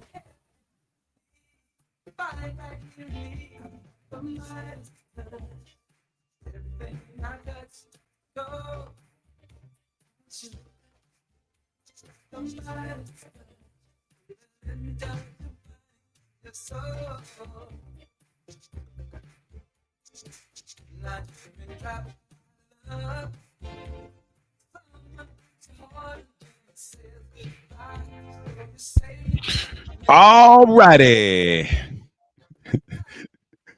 Somebody's talking about my shorts I got on, Michael Coleman. Yeah, actually, these are actually pajama pants I got on. Or pajama shorts, rather. Funny. Interestingly enough, don't talk about me. I'm sorry. 59169 on this Friday. Wonderful Friday. Another just beautiful summer day in Chicago. I hope you guys get a chance to get out and enjoy this day. Enjoy this Friday, guys. I'm going to the White Sox game tonight. Me and Zali and some others. I know Devin's going with us. We'll see. We're going to get out there and check out the White Sox playing the Guardians. This is a big series. This is a first-place series here. Sox are hanging on to first place. Guardians right on them, but we'll see what happens. Sox in a little bit of a slump, losing to Boston. Cubs are rolling. The whitest team in baseball, the Chicago Cubs, are rolling right now. They're on a little run here in the beginning of August, which is good for them because normally they start having some issues in August, but look like they're playing pretty strong. We'll see how far the Cubs can go in the playoffs this year. 591-1690, talking about a little bit of everything. You guys know how the Matt Mcgill show goes here at 137. We put a lot of topics on the board, some of the news stories, which I really haven't gone over any of the news stories of the day. I guess I should.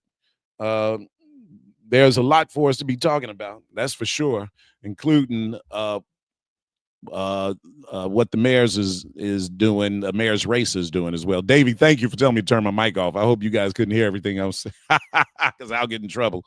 Anyway, 591-1690. This issue about race and racism, being a racist versus racism. Isn't this an old conversation? Are we still having this conversation, guys, about race and racism?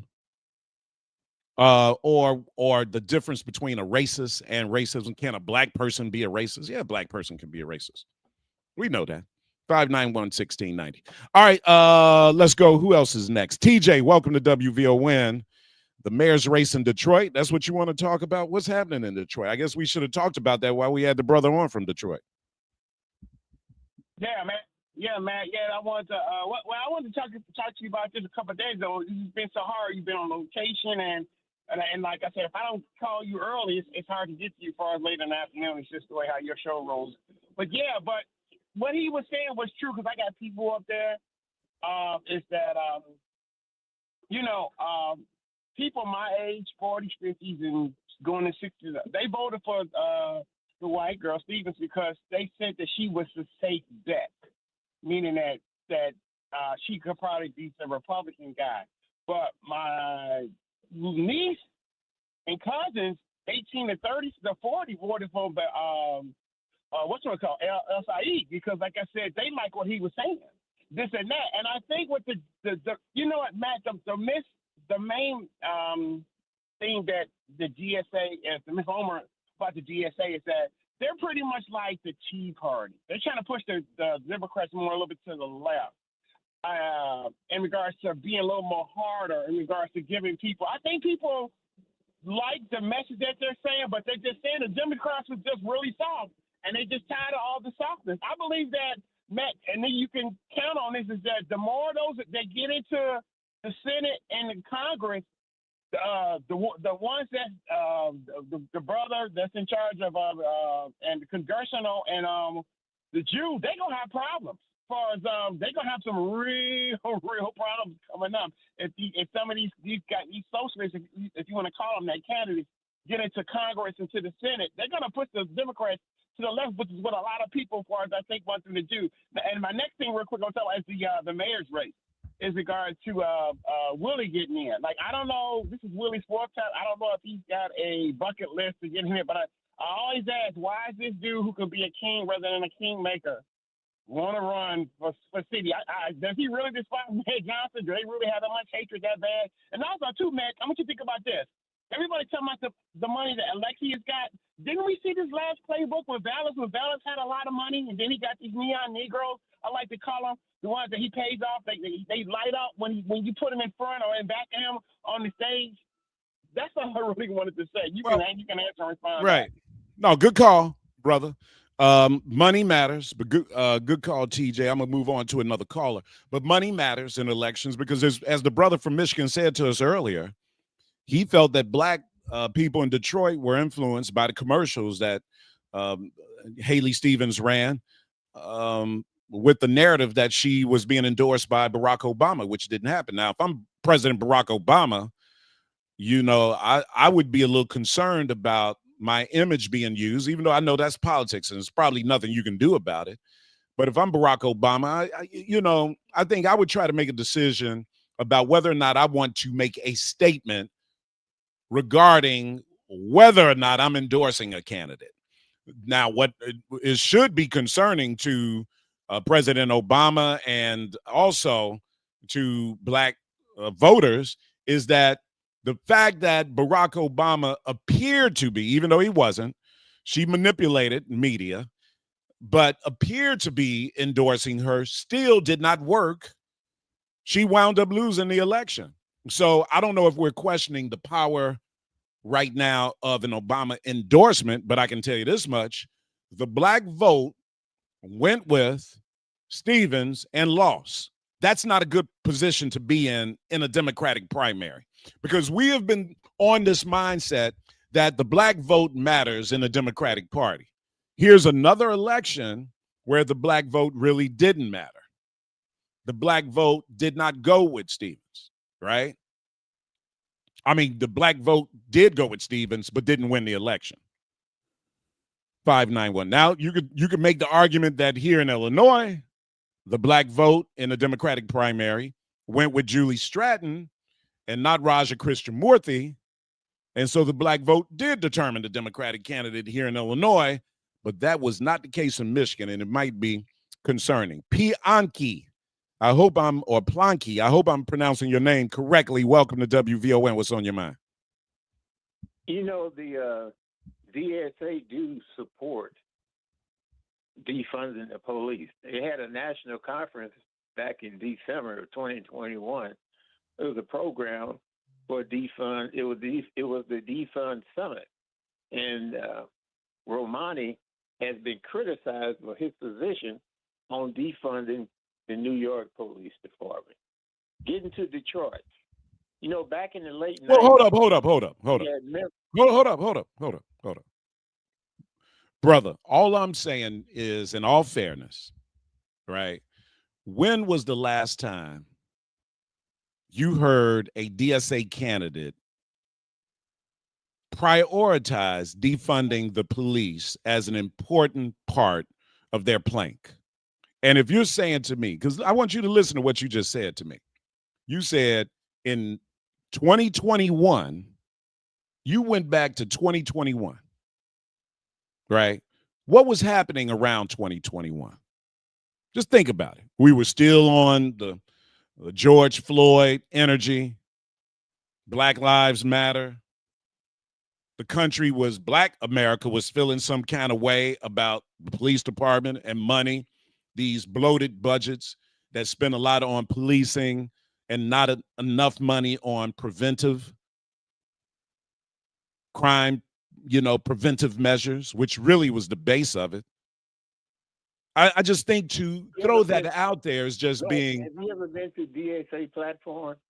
Brother, right today, and you can go there today, and it calls for defunding the police. The fact that you used I wanted to 20 mention something about Detroit because I missed the other call. have you heard a DSA candidate say defunding the police in the last 5 years? I don't usually listen to them, Matt. Okay, all right. I'm just about something very pertinent about Detroit. Go ahead, brother.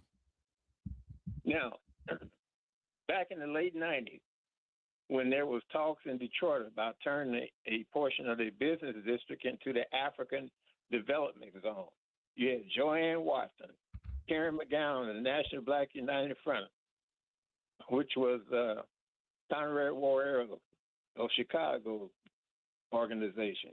You got Claude Anderson, who had Waterlands Fishery. You had Kwame Kilpatrick, by the way, who was pardoned by Donald Trump, Clifford Watson, and Bernard Parker, who was a commissioner for Wayne County. They was all in favor of an African town producing a black economic zone. Guess who was against it? The Arabs, especially those in Dearborn. They said that blacks can depend on them for the things that they need for their consumer base. So you got this guy that just ran in Detroit. You saying that position has not changed? I don't think so. All right, I don't know about that. So I hear you. Well, but I elders that lived during that time that remember it very good, and they're not called upon. Thank you very much. All right. I mean, that's a good point. I think what Black America needs to be looking at right now is taxpayers' money going to and APAC, the existence of APAC, to tell Black people who their political leaders are going to be. And in my opinion, Black America needs to be voting opposite of APAC, because APAC doesn't have our interests. And now, if we feel the Arab community is more of a threat to our political power and existence than APAC, then people can make that determination on their own. But I don't see that as being the case. APAC has made it clear over the last 50 years that they don't prioritize the growth of Black America. If you cannot give me one example of that. And so I have a problem with Black people voting for anything that APAC supports. APAC is here to exploit Black people. APAC is here to exploit Black America and to keep Black America in what they consider to be in its place. Now, if some people feel that the Arab community is more important to oppose the Arab community than APAC, that's a personal decision, but it's a decision that I disagree with. It's a personal decision. Now, the example you're given, I'm sure it's true, brother. I hear you. I understand why the Arab community has what they consider to be an interest in because a lot of their economy probably does come from the fact that Arab merchants are in Black neighborhoods. Well, that's on them. They have to change that, and they should be in Arab neighborhoods and support them. Yes, we do need more Black business, but Arab businesses that don't exist in Black neighborhoods at the consequence of Black-owned businesses. Black-owned businesses have to be willing to post up in Black neighborhoods. There's a liquor store down the street from me in my neighborhood that's Arab-owned. I don't think there's any laws on the book that prevent a Black person from owning it, right? So we got to step up our game and start buying some of the stores in our community and taking control of our community. 591. So maybe that was your point, brother. I hear you. But some of that responsibility falls on our shoulders as well. 591-1690. I'll grab more of your calls when we return on the Matt McGill Show. More from Matt McGill coming up on the Talk of Chicago, 1690 WVON. It's Gospel with Pam Morris Walton, your gospel sister, on WVON Sundays, 11 to 2 p.m. Music to help you on your journey. I'll see you there. WVON. Identity theft can cost more than you think. Drained investment accounts, stolen tax returns, lost wages, expenses for lawyers. It's a lot. That's why LifeLock is backed by the $1 Million Protection Package, which covers up to $1 million for stolen funds, fees, and experts and lawyers, and out-of-pocket expenses. Don't face the burden of identity theft alone. Protect your future and finances with LifeLock. Join now. Save up to 30% off your first year with promo code BECK at LifeLock.com. 1-800-LifeLock, promo code BECK. LifeLock.com. Terms to apply. This is the story of the one who keeps multiple buildings running smoothly day after day. Plumbing that flows, HVAC that hums, cleaning supplies that keep surfaces sparkling. That's why she counts on Grainger. With easy reordering online and 24/7 support, Grainger helps her keep the products she needs on hand. So shelves stay stocked and buildings stay ready. Call 1-800-GRAINGER, click Grainger.com, or just stop by. Grainger, for the ones who get it done. It's Rufus Williams. The radio keeps our ear to the pavement so we know what's going on in the community. And I got to say, what and how you've been doing it as my frat brother, but more importantly, what VON does, you are the new Ebony Jet that keeps our community connected. Well, thanks. That's a huge compliment. Weekdays at 7 a.m. on the Talk of Chicago, 1690 WVON.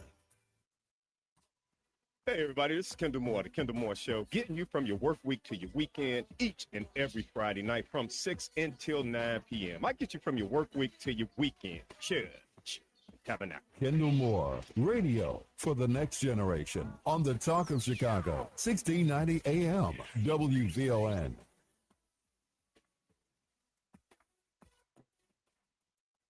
Now back to Matt Mcgill on the Talk of Chicago, 1690 WVON.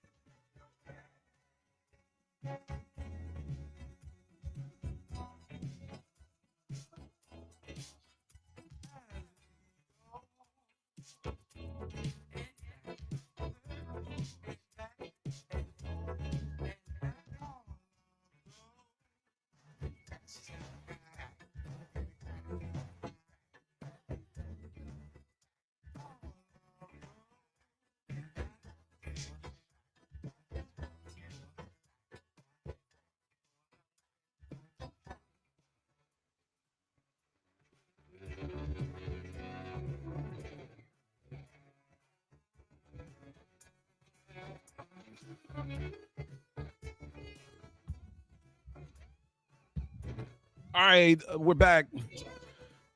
591-1690 is the number to call. Let's see. What do we got here on Facebook Live? Mike Burry says, Matt, please do some research on DSA. Mike, I understand that part of DSA's platform contains the phrase and the wording and the principle of defunding the police. I understand that. I'm asking you, and I'm asking you, Mike Burries, right now, since you want to try to poke the bear here, and I'm the bear, damn it. Even though I tell you to call in, and you never call in, man. What I am saying to you and everybody else, have you heard any of the DSA candidates, from Bernie Sanders to AOC to Mamdani to McKinney, the brother that won in Michigan last Tuesday, the sister that won in Colorado, and any of the DSA candidates? Have you heard any of them platform defund the police?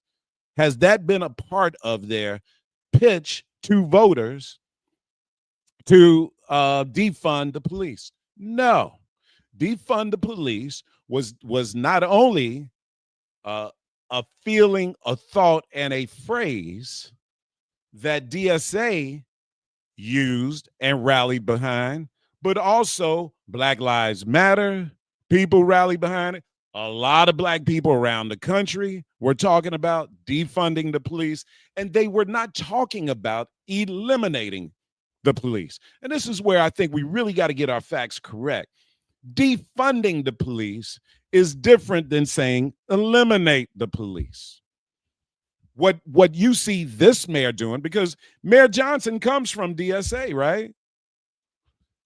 Zoran Mamdani is a DSA candidate. If defunding the police was such a priority for DSA, then how come these two mayors have not done that? They've got the platform. They can do it if they want to. They were talking about reallocating funds that excessively go to the police industrial complex to other departments in the city of Chicago, mainly, or in New York, mainly departments that are funding projects for black people. That's all I'm saying. Nobody is sitting up here talking about get rid of guns for police, get rid of entire police departments. And I think it's irresponsible for people to suggest that, because you have not heard it from anybody but Donald Trump. And Donald Trump is a big, go, fat liar. All right. Kawabena, welcome to WVON. What's on your mind? Man, you're hitting it on the head in so many levels today, man. So you just said what I wanted to say about that term defunding. It's confusing, and it's just like you said, reallocate it to mental health and other programs that's going to help the people out and stop giving them that crazy amounts of money. They don't, they come after the issues are done. The people are shot, the people are robbed, the people are hurt. They come after that. We need to prevent that. And you can't defund the police if you got radio stations telling black children to kill each other and to hurt each other constantly on the radio. You got, so right on to that. And also your thing about the immigrants and people coming from other places, because United States imperialism is destroying their countries and is exploiting them, is oppressing them, kicking out their leaders who are righteous and putting in their puppets. And so who would want to come from Venezuela, a tropical, beautiful place, to come to Chicago and freeze to death? So you're on that. You're right on with that. Stop U.S. imperialism will solve the immigration problem. But they know exactly what they're doing. And you also hit it on the head when you talked about all the billions of dollars going to these wars. This latest Iraq debacle, that pales in comparison to the money given for these people to survive in Chicago during the wintertime or whatever. It pales in comparison. Okay. So just wanted to comment on that. And also, don't forget, everybody, coming up on next Thursday, August 13th, is the 100th anniversary of the birth of one Fidel Castro, one of the most respected leaders on the planet. Okay. Just like to keep it up. Huh? Okay. I love it. Oh yeah, we got to get that brother some love, man. So I just wanted to chime in, but you hitting it on the head today. Thank you, sir. Appreciate that, Kwabena. Hey man, look, I mean, one of the things that we should know as black people living in America, that narratives get hijacked. That black narratives get hijacked. I say this all the time. What I say on radio and what you guys hear are two different things, because some of you want to hear different things. You're not listening to what I'm saying. You're hearing what you want to hear, and then you're putting your narrative on it. Donald Trump is the premier narrative stealer of the world. And he's been doing it during 2 election cycles, actually 3 election cycles, even when he wasn't president of the United States. He changed narratives. Right? We're not talking about when people hear the term defund the police, they're conflating it, and I'm talking about the Republicans and Donald Trump and others. They're trying to conflate it with eliminating the police.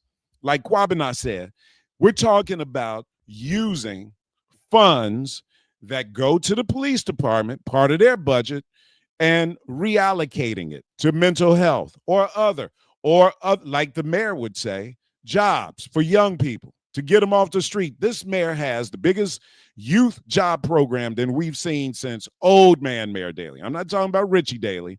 I'm talking about old man Mayor Daley. Some of that money, I would imagine, is money that this mayor probably lifted from the police budget. Maybe he didn't, but that is what he's talking about. Not defund the police completely, not take their guns away.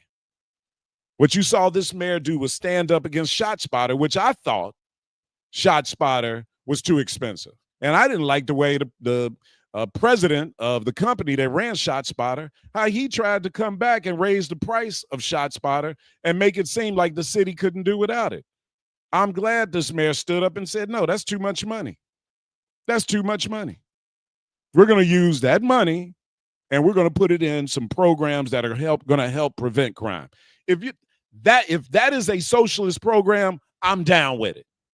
If you think that means defund the police, then you are reading that according to Donald Trump's narrative. 591-1690, more of your calls when we return on the Matt Mcgill Show.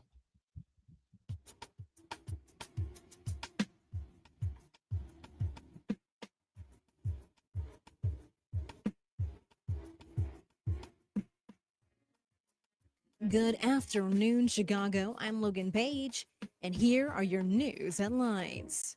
Pilot program is underway to make Illinois handicap placards easier to obtain. Dozens of decomposing bodies found in Southside Funeral Home. New patch shown to improve REM sleep.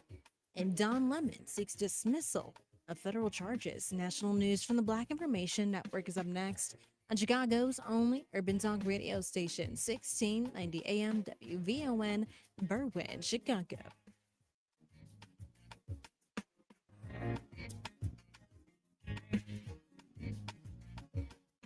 Discover a new podcast from our library of hundreds of thousands of titles.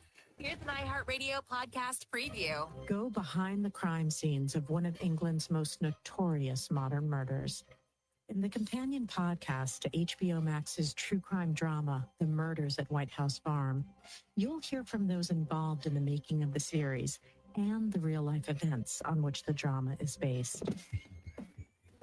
Follow this podcast for free on the iHeartRadio app. #1 for music, radio, and podcasts, all in one app.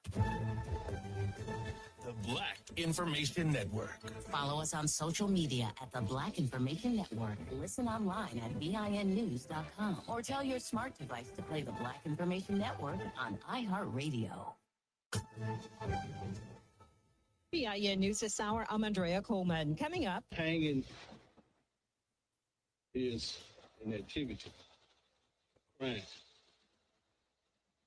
that should never be an issue of being accepted by the public.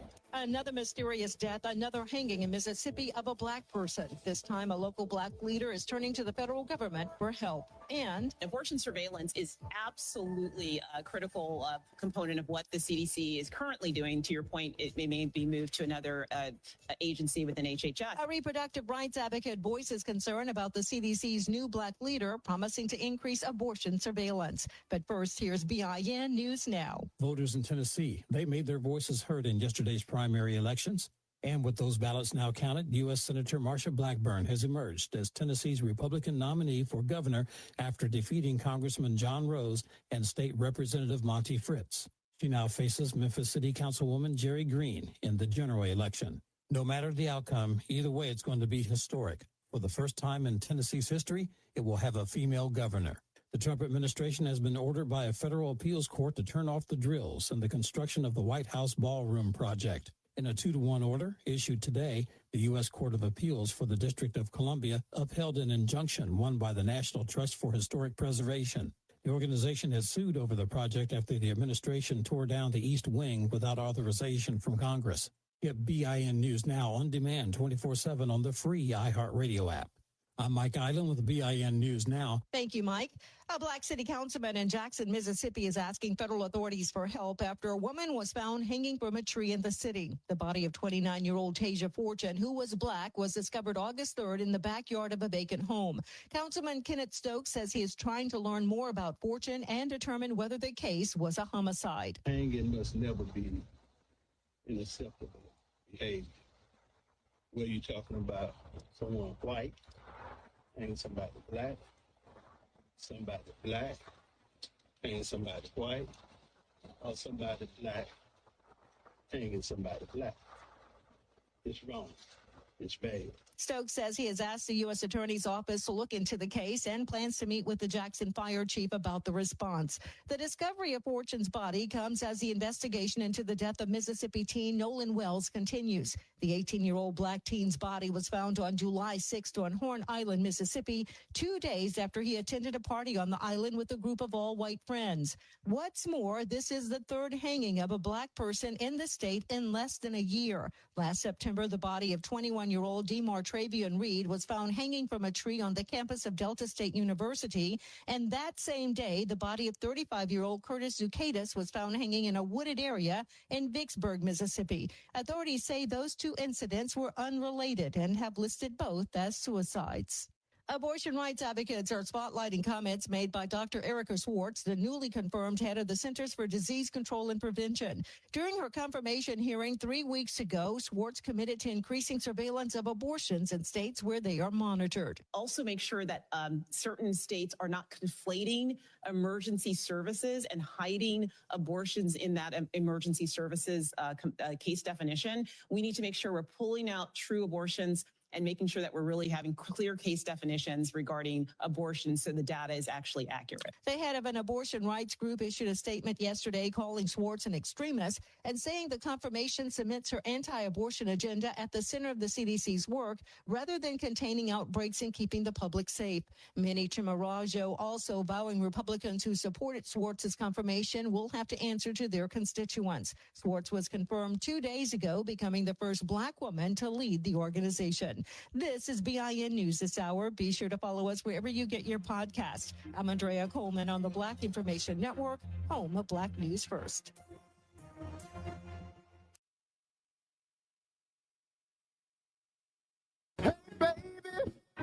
I'm your Magnolia Blues man, Sir Henry Cheatham, inviting you to join us. Tell me. WVON 1690 for some real American music and culture. Here on Classic Blues and R&B. Check us out Saturday, 11 p.m. until 2 a.m. on WVON and Classic Blues and R&B. Tuned in to your favorite WVON personalities on Facebook Live? Don't just watch, like it, love it, share it. Every click helps us grow the conversation and keep the community strong. So remember, like it, love it, share it, Chicago.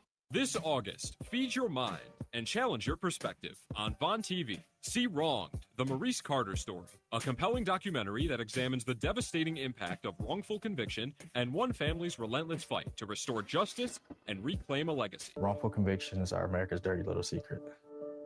Our justice system does not want anyone to know that this is happening. Our prisons are filled with people that were sent to prison for crimes they didn't commit, and science later proved they didn't. Then watch Bound and Woven, where Rufus Williams sits down with authors, historians, and changemakers for powerful conversations exploring Black history, culture, and the ideas shaping our future. In August, discover programming that informs, inspires, and transforms, only on Vaughn TV. Watch on Roku, Amazon Fire, Apple TV, the WVON app, or at VON.TV. Vaughn TV, for the culture, by the culture.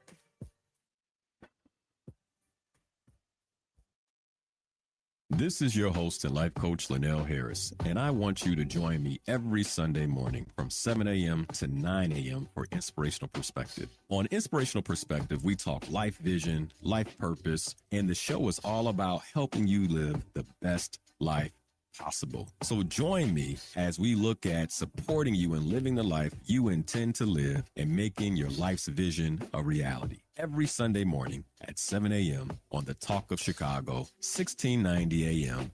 WVON. Now back to Matt Mcgill on the Talk of Chicago, 1690 WVON.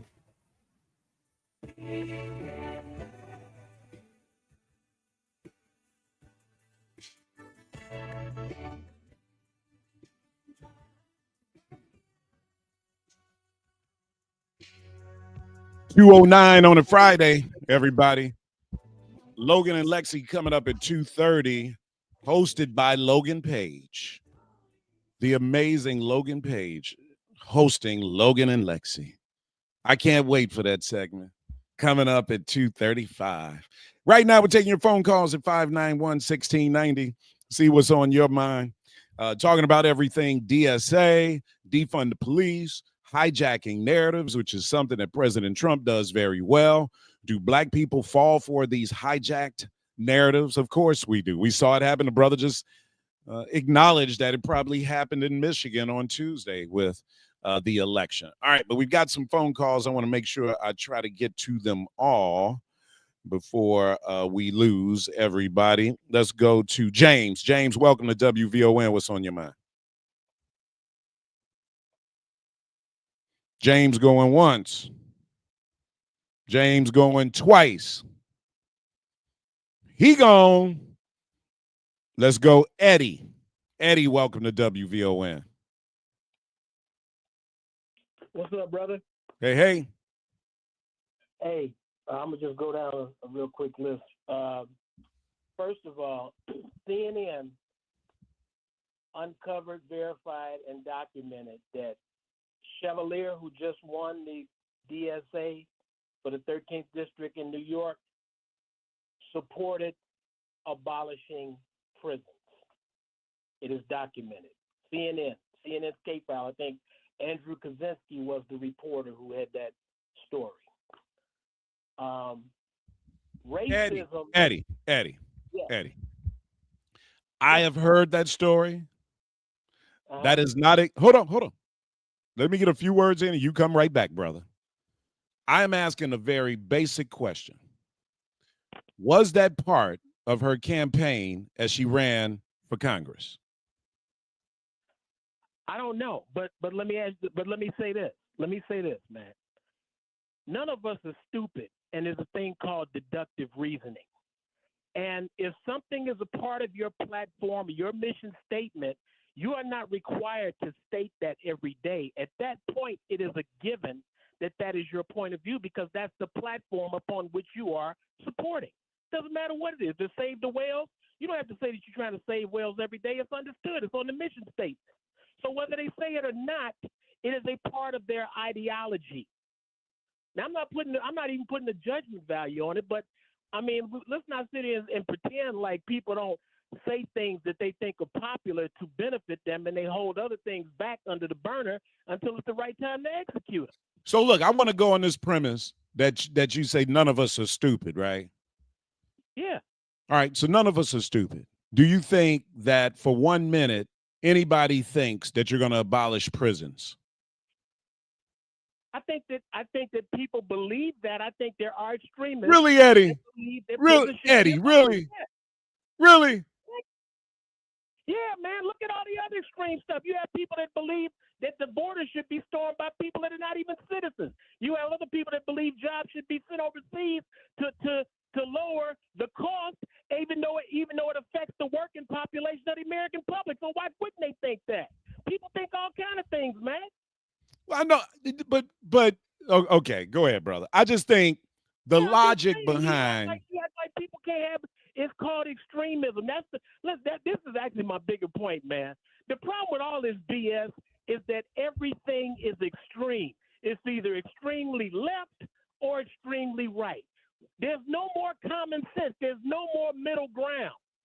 And the problem with us is, I'm listening to you, man, and what's really got me upset, we've been in this country for 400 years, free for over 150 years, and we are still talking about our fate either being in the decision of the Jews or the Arabs.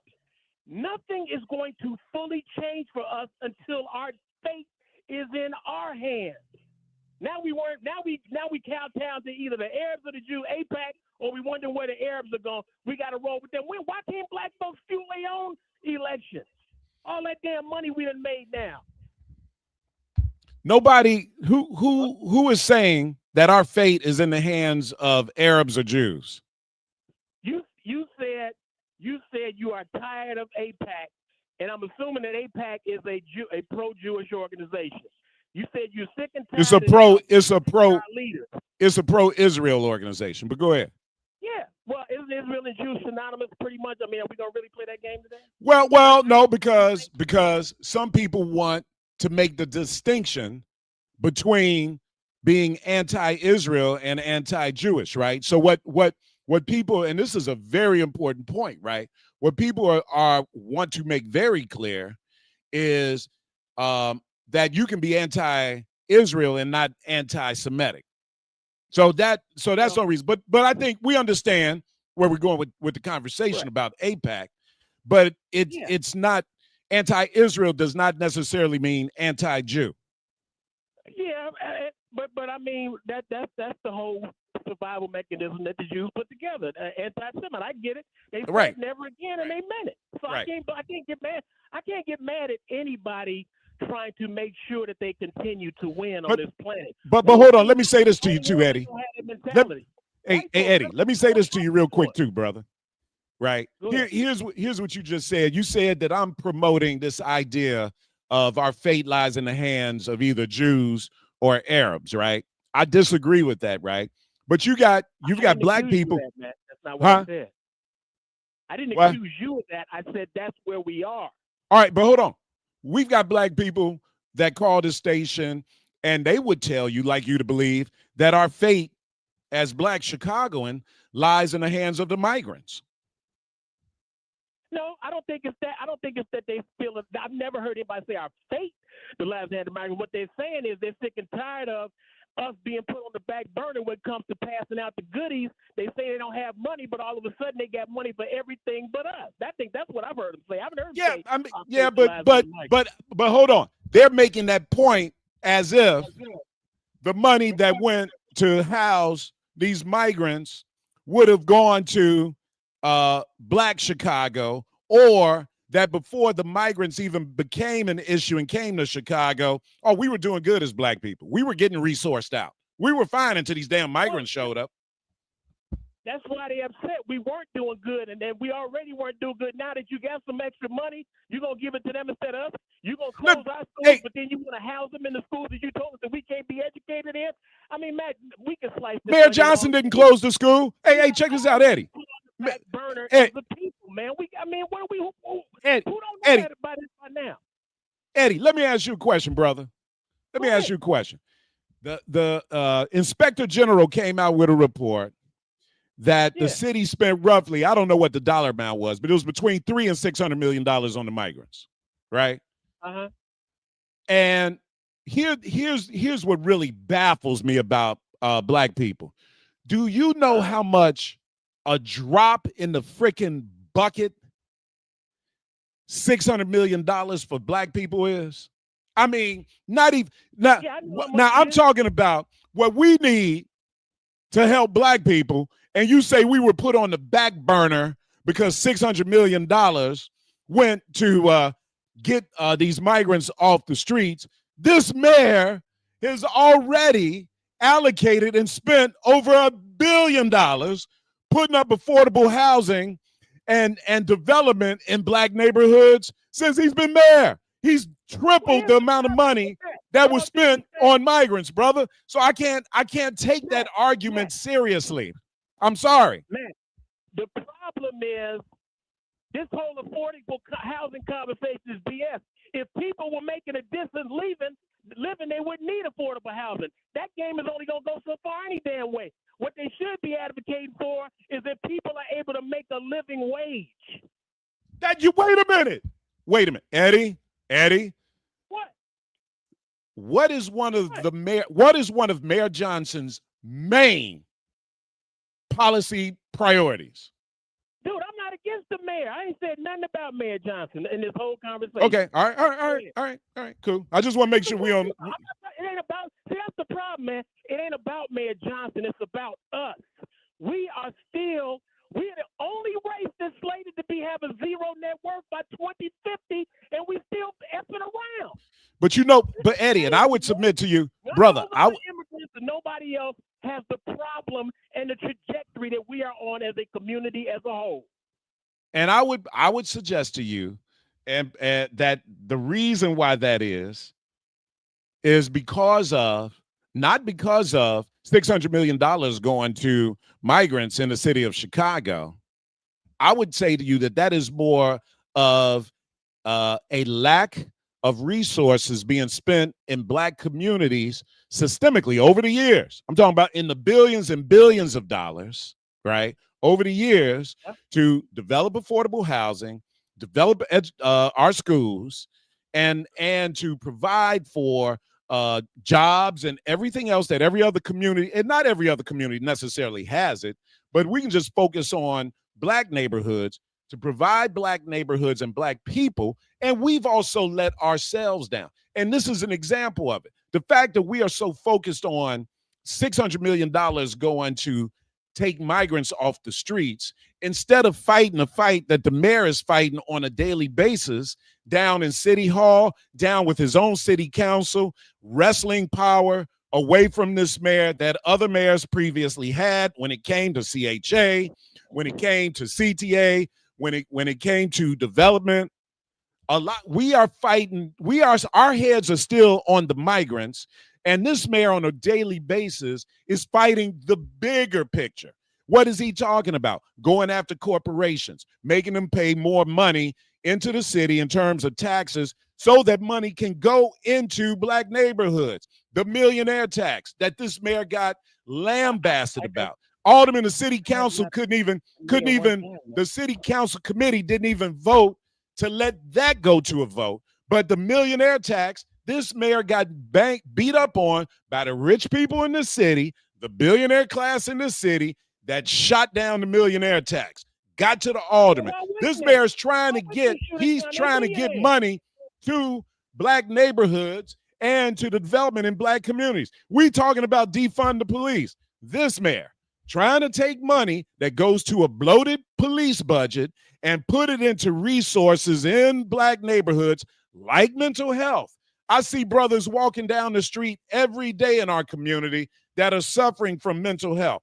This mayor is the first mayor to invest back into mental health. Rahm Emanuel defunded mental health. And black people sit up here and didn't hold that over Rahm Emanuel's head like they holding this damn migrant conversation over his head. It's embarrassing. You want to know why our trajectory is going to zero wealth? Because we can't get the migrant out of our head, man. Good call, brother. I got a break here. 591-1690. You're listening to the Matt Mcgill Show. More from Matt Mcgill coming up on the Talk of Chicago, 1690 WVON. Tuned in to your favorite WVON personalities on Facebook Live? Don't just watch, like it, love it, share it. Every click helps us grow the conversation and keep the community strong. So remember, like it, love it, share it, Chicago. Join us on Saturdays through September as the cash keeps stacking to get you loaded at Wind Creek Casino and Hotel. It's your chance to win a share of $200,000. Earn entries now. Drawings start at 7 p.m. every Saturday beginning August 8th, with winners taking home $5,000 to $20,000 each week, plus a guaranteed $30,000 winner each month. Don't miss your chance. Let's get loaded exclusively at Wind Creek. Find your winning moment. Must be 21 years or older. If you or someone you know has a gambling problem, crisis counseling and referral services can be accessed by calling 1-800-GAMBLER. Hey family, it's me again, Joan Colasso, Executive and Artistic Director of the amazing Timeless Gifts Performing Arts Program for youth and young adults. It's been a great summer, and now it's time for you to see the incredible talent we've been cultivating in 2026. As we present a Timeless Gifts Review, Sunday, August 9th at the Logan Center. Come and enjoy this amazing musical journey as we share some of our best experiences and productions over our 16 years, like Timeless, a musical review, Hit Me, Once a Hit, Always a Hit, and from our international tour in Milan, Italy, and much more.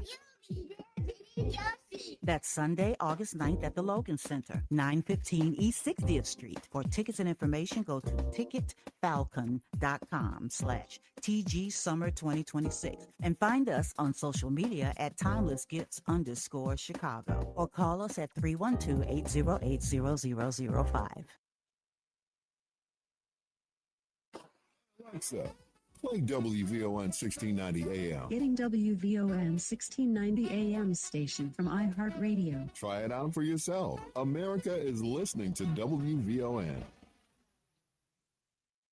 Maria Pappas with Black Houses Matter. We're up to way over 400 million here. Yeah, giving money back. How about that? People in Bellwood got 10 million, Broadview 6 million, Burnham 3 million, South Holland 17 million. The city of Chicago's up to $190 million that we have given back to African Americans. Who does that? Nobody does that but WVON.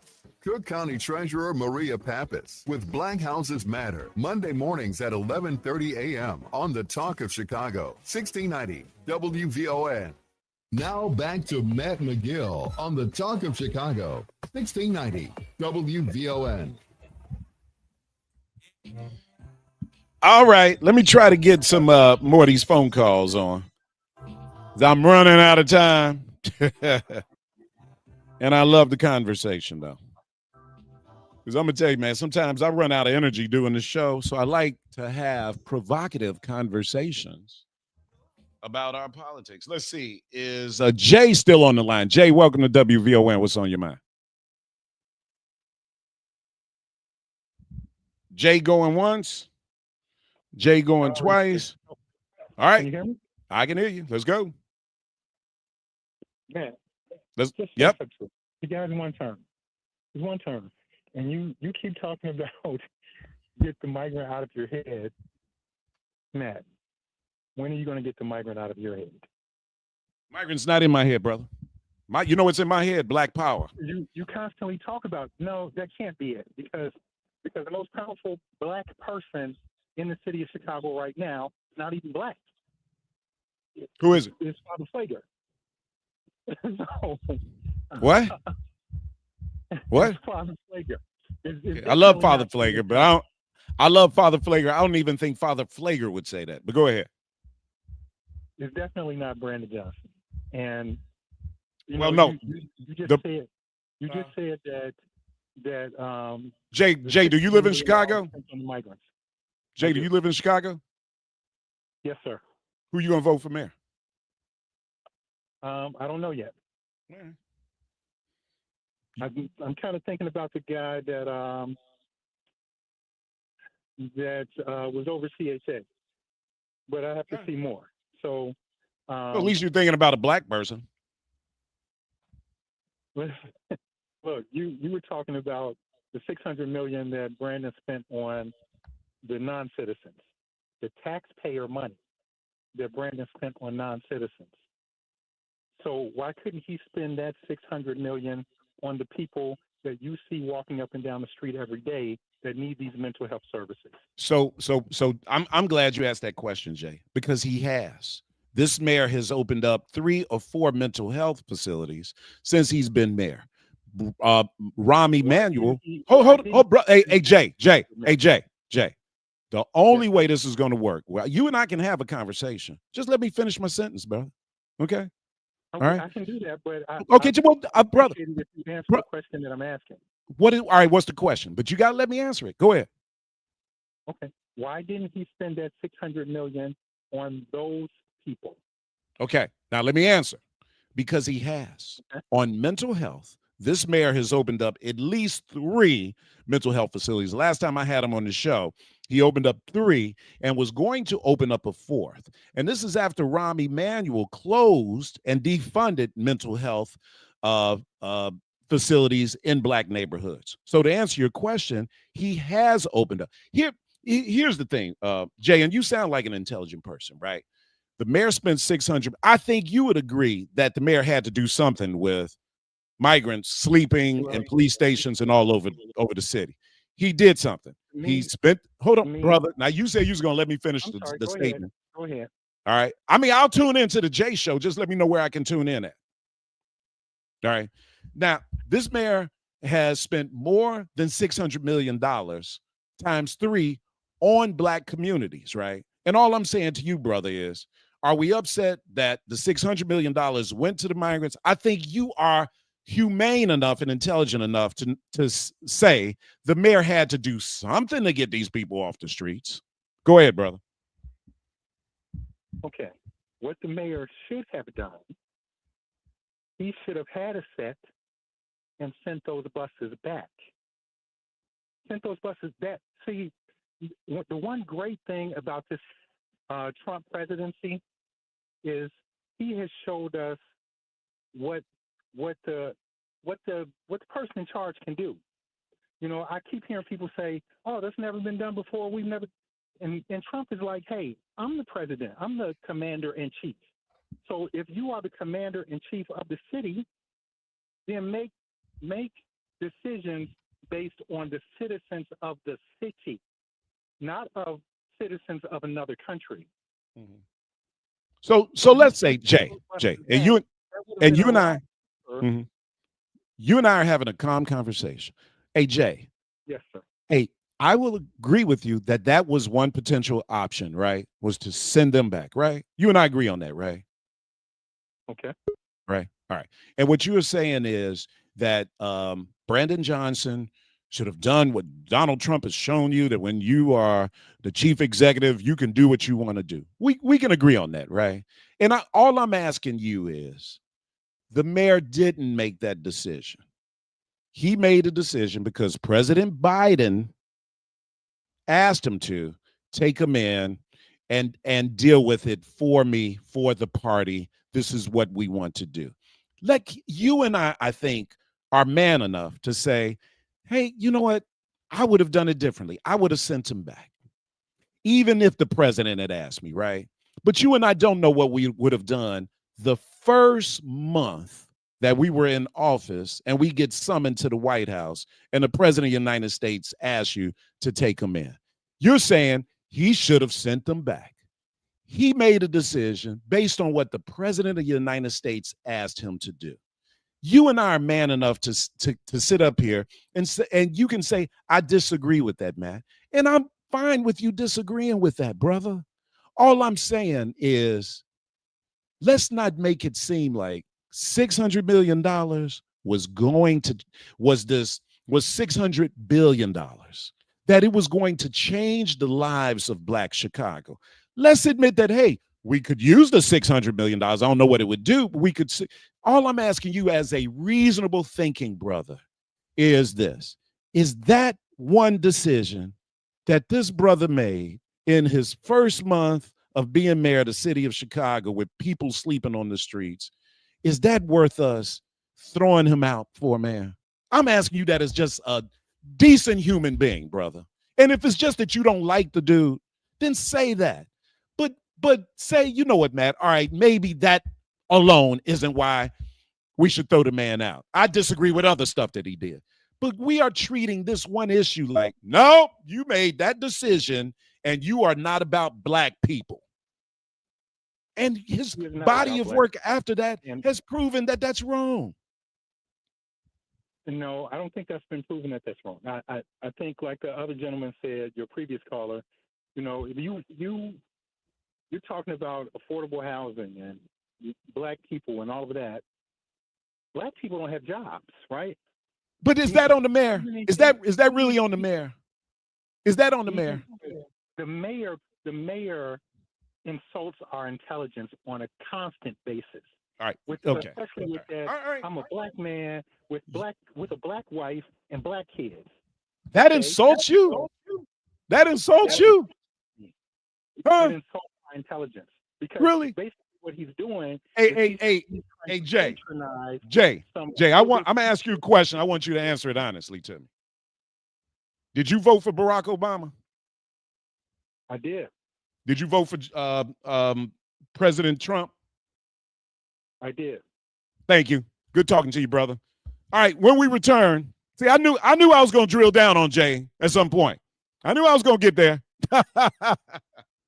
I knew I was going to smoke that out.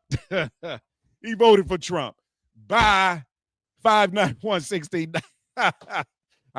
Just give me a little time. I'm gonna figure this out. And you know what? Let me give Jay credit for at least being honest about the fact that he did vote for Trump, because he could have misled me on that. And so, Jay, I appreciate your honesty about admitting that. All right, when we return, Logan and Lexi, and maybe we'll take some more phone calls on the Matt Mcgill Show.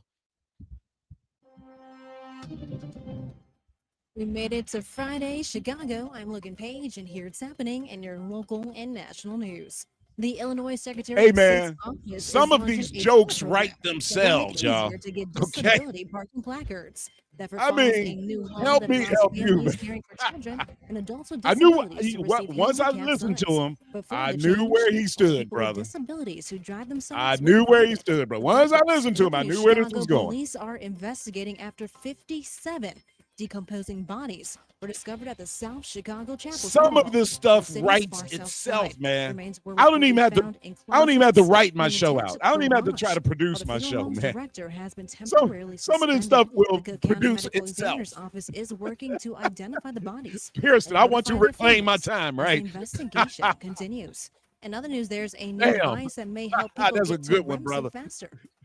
I want to reclaim my time. So they developed a patch that in an experiment. Holy cow, man. REM sleep 43 minutes earlier on average, and keeping them is REM 16 minutes longer. $600 million. Guys, we're acting like.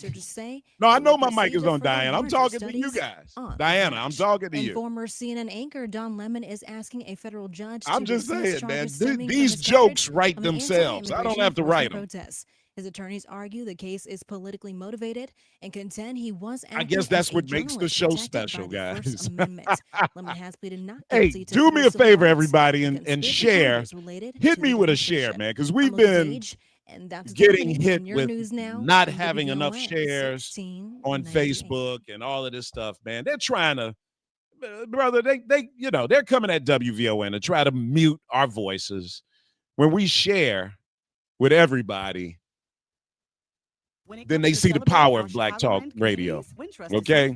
We're proud to support small businesses in our own backyards, Ooh. like Lori Bryden Living, a custom shopping Oh, experience man. at 4452 I need to South take another Cottage shower, Grove man. Avenue I'm in like, Chicago. what Central the Salon, hell? accessible mental health and healing services at 2645 Oh, 51st man. Street in Chicago. Princeton Technical At Services. least the building brother and was maintaining honest. Modern infrastructure at 940 West At Adams least he Street, was honest Suite enough to 305 admit that in he voted Chicago. for Trump. Ada S. McKinley has a fantastic early learning and childcare program for kids from birth to age 5. Give your Here's the child a problem strong that start. look. Quality childcare Let at me say 13 this, y'all. locations. Thank you, Free and James affordable options. Full Smith. days that are convenient for parents. Home-based services for expectant moms and their kids. Here's And for what I local do children with understand, man. disabilities. Limited space That there's some available. people Enroll now. that just Call don't like Brandon Johnson. Just don't like him 778-780-0050 as a black or visit person. They just don't like him. adasmckinley.org. So no matter what, they're gonna figure out the bad part. There's some people, like I tell you, if Brandon Johnson looked like me, I think more people would like him. But he's dark skinned. Like your morning newspaper. You know, Headlines, he's got the context, mohawk. actually means. You know what I'm You can saying? take it He's in, got the goatee. And move You smarter. see what I'm saying? If you're part of the Root Crew, If you Brandon already- Johnson and looked if more you're like watching Barack Facebook Obama, Live, the comments are a whole other show. more people would like him. Family reunion. That's in us real hating time. Listen hating live ourselves, on the man. WVON app. Or join us Now, on Facebook Live. having It's the said Rufus that, Williams Show, weekdays, 7 to having 9, said that, right here on 1690. the mayor WVON. has made some bad decisions in attorney terms Marcel of Borges. I'd governing, like to invite you to join not me necessarily in terms of for policies. discussions about legal His matters, policies have all been entertainment, and the toward topics that helping concern Black you and your Chicago. life. Start your His Sunday governing has not been good. The Borges Report with Ernesto Like, Borges, I would have Sunday worked mornings on at 9 the Black on the Caucus Chicago. as soon as I got in the office as a black mayor. You see what I'm Now saying? back to Matt McGill on the Talk of Chicago, 1690 WVON. Jay Smith, you're correct.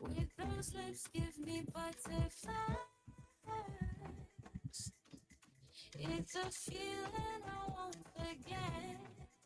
When you're with me, my head just spins. Oh, you're the moment I won't regret. No, no, no. Wrap your arms around me. Feel my hips go slowly. Taking your time, babe. We move as one so closely. We're here in the right. Hey, hi bestie. Hi Matt. TG. Hey, Logan. Hey, Logan. Made it to another week. Woo. Woo. All right. So how's everyone doing today? Lexi, I don't think your mic is on. Uh-oh. No. Are you muted there? No. All right. We'll work on it. So wait, Logan. Lexi is in London. No, she's not. No, can you hear me now? Oh, now we can. Okay, cool. I'm in New York actually. I'm on my way to Martha's Vineyard. Doing a road trip across the country with one of my really good friends. So we drove yesterday, Chicago to New York. Today's her birthday, so we'll celebrate her birthday here in New York. And then we will be going to Houston. Happy birthday. She froze on us. Hey, look. Yes, there we go. I don't know what happened, but then tomorrow we'll go from New York all the way to Batole and then take the car ferry over to the Vineyard. Is there a comedy show going on there in Martha's Vineyard? There's so many things going on this week, but yes, there's the comedy show, there's the African American Film Festival, there's the Jazz Festival, there's like some sort of neo soul fusion festival. There's every type of festival that could exist is probably happening in the next 2 weeks. We love it. We love that. We love it. How are you guys? Great. How are you? How's everybody? How are you, Matt? Great show earlier. I'm having a good time. I'm sweating now. My last segment kind of got me a little excited, which I like. But then I'm drinking some coffee, which gets, you drink hot coffee this time of year, but I need the caffeine. I'm going to the Sox game later on today. Right. So, Gotta get that energy high. yeah, when you get old, you need every bit of energy that you can get. What All were to you guys help you. talking about on the phone, going back and forth? What was that end of your segment? What happened? We were talking about Mayor Johnson and the money that he spent on the migrants. And I'm debating with people about whether or not that should be an issue. As Black people, do we look at that $600 million that was spent on migrants? We got an echo going. I don't know if you guys can hear it. But the $600 million, whether that's worth us talking about as being money that was taken away from Black Chicago, when this mayor has allocated over $1 billion to Black neighborhoods, development, affordable housing, and businesses, and senior development. Yeah.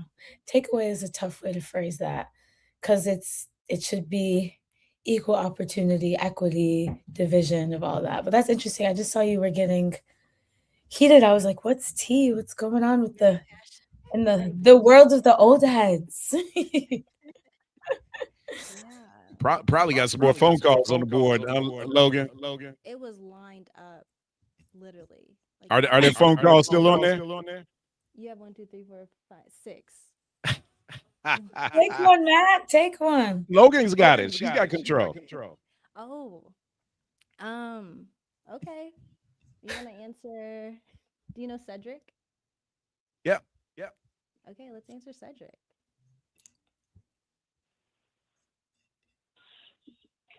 Cedric, you here? Hello, am I on? Yes, you are. You're on WVON. It is Logan. How are you doing, Logan? Yes, this is Logan. Nice to see you. How you doing? It's a beautiful Friday. How you doing today? Great. Friday. You hear the dialogue between the older generation going on? You see how we beat up on each other? Mm-hmm. Don't be like that. Y'all learn how to talk with one another. I want your generation to be the generation that learn how to sit down and don't call each other names and sit down and have adult-like conversations. We done with these old heads. I want your generation, the talkers and the negotiators and the ones that say, okay, we went a little bit too far. Let's pull it back and let's find out a way to work it together, Logan. You think you can be the spearhead for that spirit to go out here in these streets? Yes. Word on the street. I'm always in the streets. Yes, that's the energy we're going to be on. We're going to learn how to work together. Brother Matt, are you there? Yep, I'm here. Brother Matt, listen. Attorney Ted London, he is on this show quite often. Is that correct? Attorney London's on every Thursday. I don't know why I have an echo, but I do have an echo to whoever's in the control room. There's an echo going on, guys. But yeah, Attorney London's on every Thursday. Yeah, and he talks about estate planning. Listen, Matt, the details from the law offices talks about how we as a people, we cannot get along in business. That's why we can't get nothing done, man. No matter who you got in any political office, if the community can't work together with what they already have, we're not going to go any further, man. I'm so sorry to break you the bad news. That's why they say we're going to be broke by 2050 because we can't work together, man. How you talking about we going to lose housing? And the housing that you guys work for, you losing it because of petty differences, and you can't put nothing on paper and say, I want you to have my stuff. Come on, man. I hear you. That's why we gonna be broke in 2050 because we acting like fools out here, man. With what Can we I ask a already have, go ahead. I want to know why you feel like your generation struggles with like healthy communication. And maybe that's a generalization, but kind of based off of what you say, you're saying, you know, you want our generation to be the one to kind of be able to navigate conversations in a different manner. And I agree that is something that we can do and should be working towards. But why do you feel like that lacks in your generation? Like, where's the disconnect so that we don't repeat those same patterns? Well, you know what? First of all, my generation, we the first. See, this whole thing that's going on with the teens now, it's nothing new because our generation was that latchkey generation. The ones that told, you know what I'm saying, we had to go home after school, nobody's there because the parents is working overtime, 2 jobs, you know what I'm saying? They keeping up with the Joneses, basically. And now we got another generation that was raised by that generation on the same thing, competing with the titles, trying to be the big person in the room, you know, when they show up. You know what I mean? Yeah. That's where we at, and that's why the next generation is so upset. It's so upset. So I'm saying that generation needs a generation like, man, we ain't gonna be like the previous generation. This generation of fools.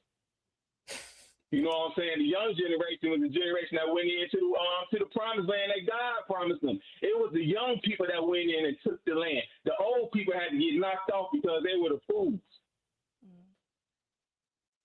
So the young people is going to be the one that's going to turn this thing around and make it right. And the first thing y'all got to do is stop with the infighting and all that and get the gender stuff together and come together and talk and have adult conversation. Honest conversation. And y'all gonna be okay. I have no doubt about it. I have no doubt about it in my mind. But if all this arguing, all it does is carry you down the road to oblivion. Yeah. And everybody else can take advantage of you when you argue and competing. Yeah. So that's fair. That's what we gotta do. And we can do it. I love you guys, Matt. Listen, man, I'm telling you. Hey, we got. Well, we're gonna have to go to break real quick, but we'll come back to him. Okay. Opinions, and we're gonna keep trying to move forward with that. All right. Yes, I'm gonna try and kill this fly that's driving me crazy in here.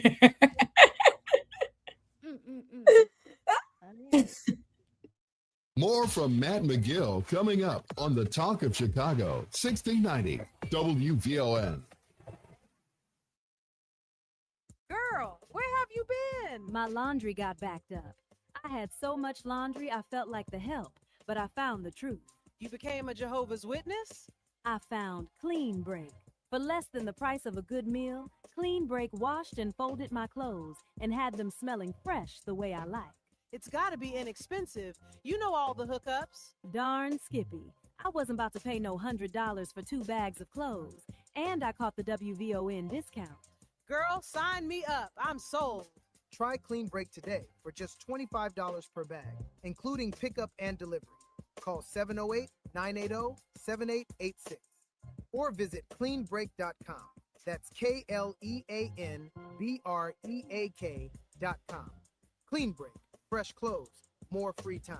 Get your weekends back. So fresh and so clean, break.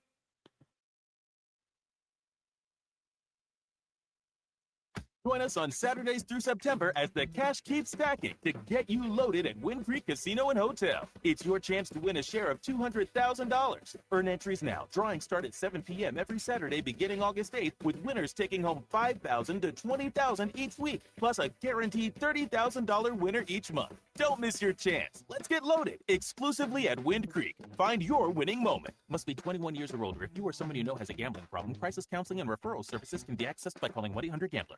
Have you checked out WVON's digital streaming network, Bond TV? It's everywhere on Roku, Apple TV Plus, Amazon Fire, on the WVON app, and at VON.TV. Bond TV, it's cultural content on purpose. Hey everybody, this is Kendall Moore, the Kendall Moore Show, getting you from your work week to your weekend each and every Friday night from 6 until 9 p.m. I get you from your work week to your weekend. Church, tabernacle. Kendall Moore, radio for the next generation on the Talk of Chicago, 1690 AM, WVON.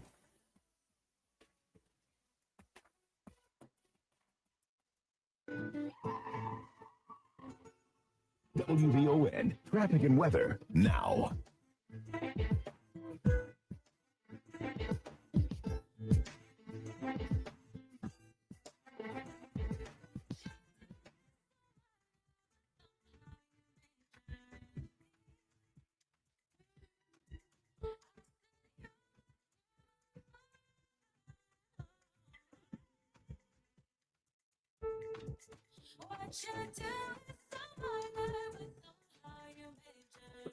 All right, welcome back, WVON listeners. We're here with Lexi and Logan on the Matt Mcgill Show. So, yeah, we had a great conversation going on with Cedric. Thank you for calling in, Cedric.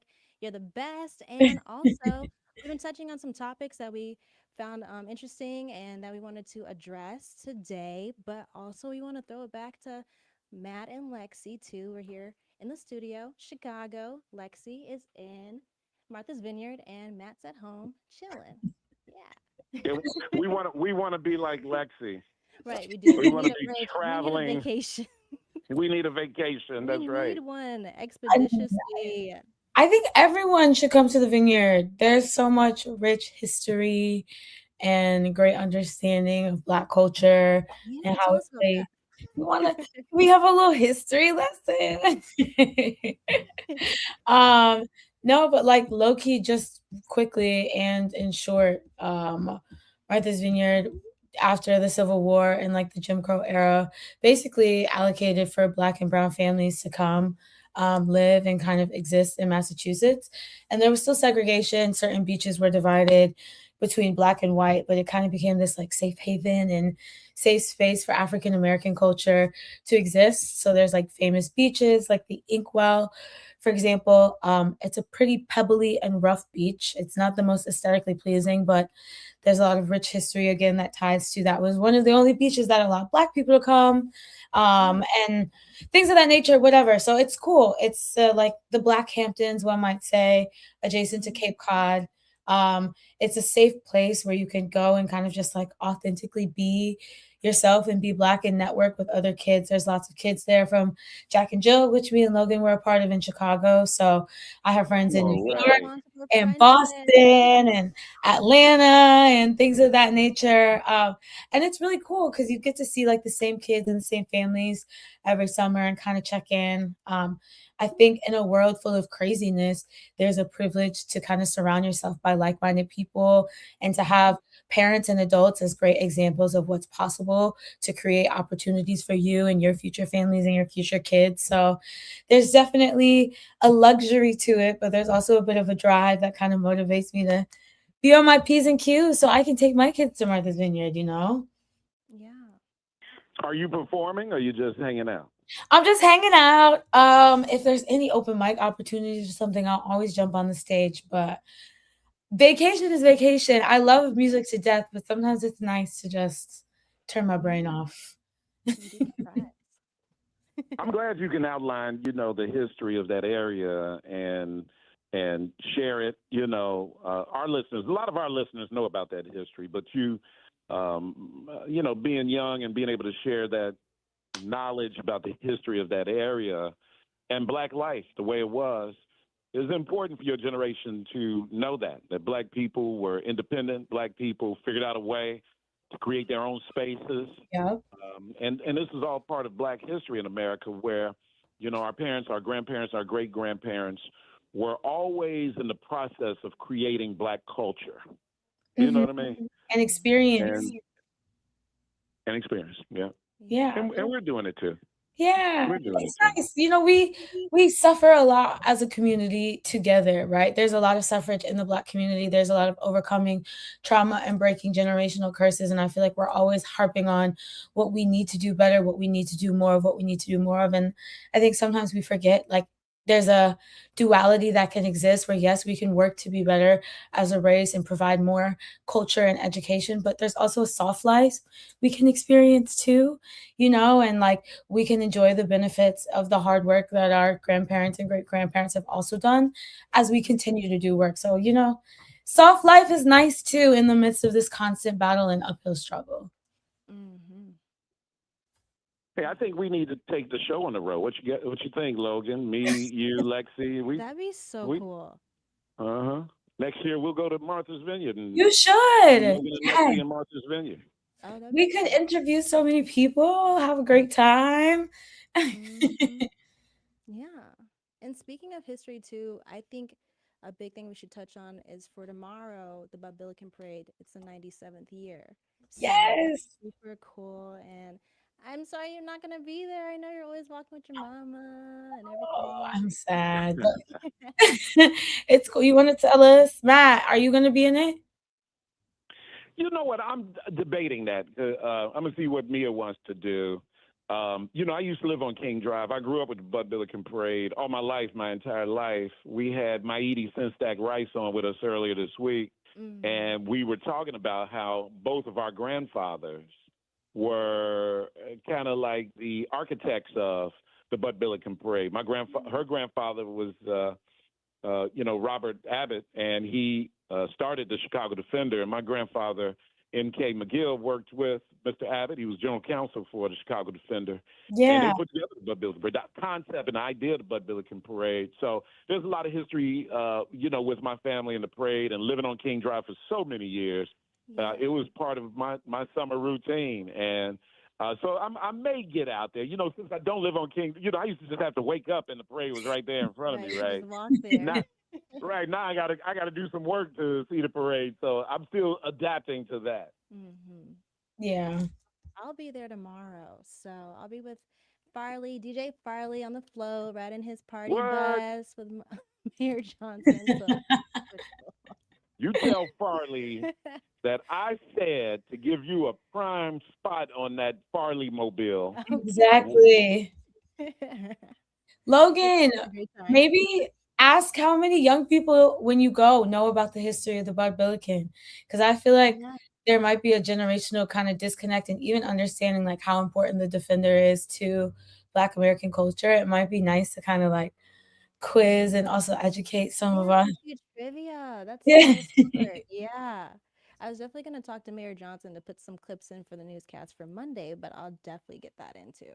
Right, we But gotta. you know what, too, Logan, when you're out there, let the young people know, too, that you're out there representing WVON, this legacy radio station that's been around for 63 years, and that you are trying to get them to tune in, listen, and find out why these call letters have meant so much to Black Chicago for so many years. And you get them, and you let them know, I want you to own this segment. Say, hey, look, you need to listen to my show. Right. Fridays from 2:30 to 3, me and Lexi. Yeah. But we're interviewing young people. Find young people out there tomorrow, Logan, that you want to interview for next Friday. Recruit. And bring them on. Bring them in the studio. All right. I'll do We it. can't lose the recipes, Logan. We can't lose the We need recipes. to call and get their perspectives. That's what we're here for, literally. But okay. We got to get Logan some business cards printed up and everything. Or QR codes. QR codes. That's what they have Right, nowadays. scan the QR code.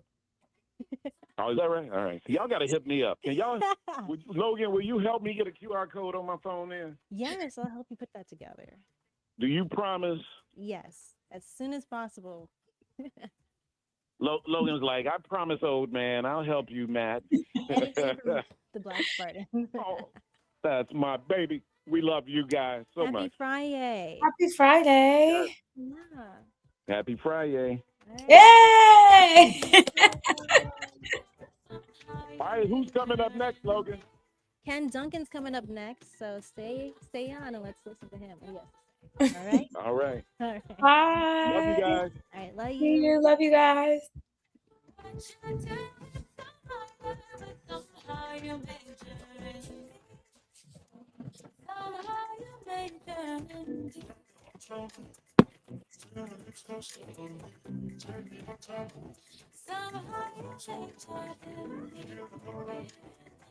I was in there fighting for my life. There was a fly the size of a New York rat. Hope you're Okay. having a fantastic Friday, Chicago. I'm Logan Page. Here are your news headlines. Welch denies promising $150 million for CPS.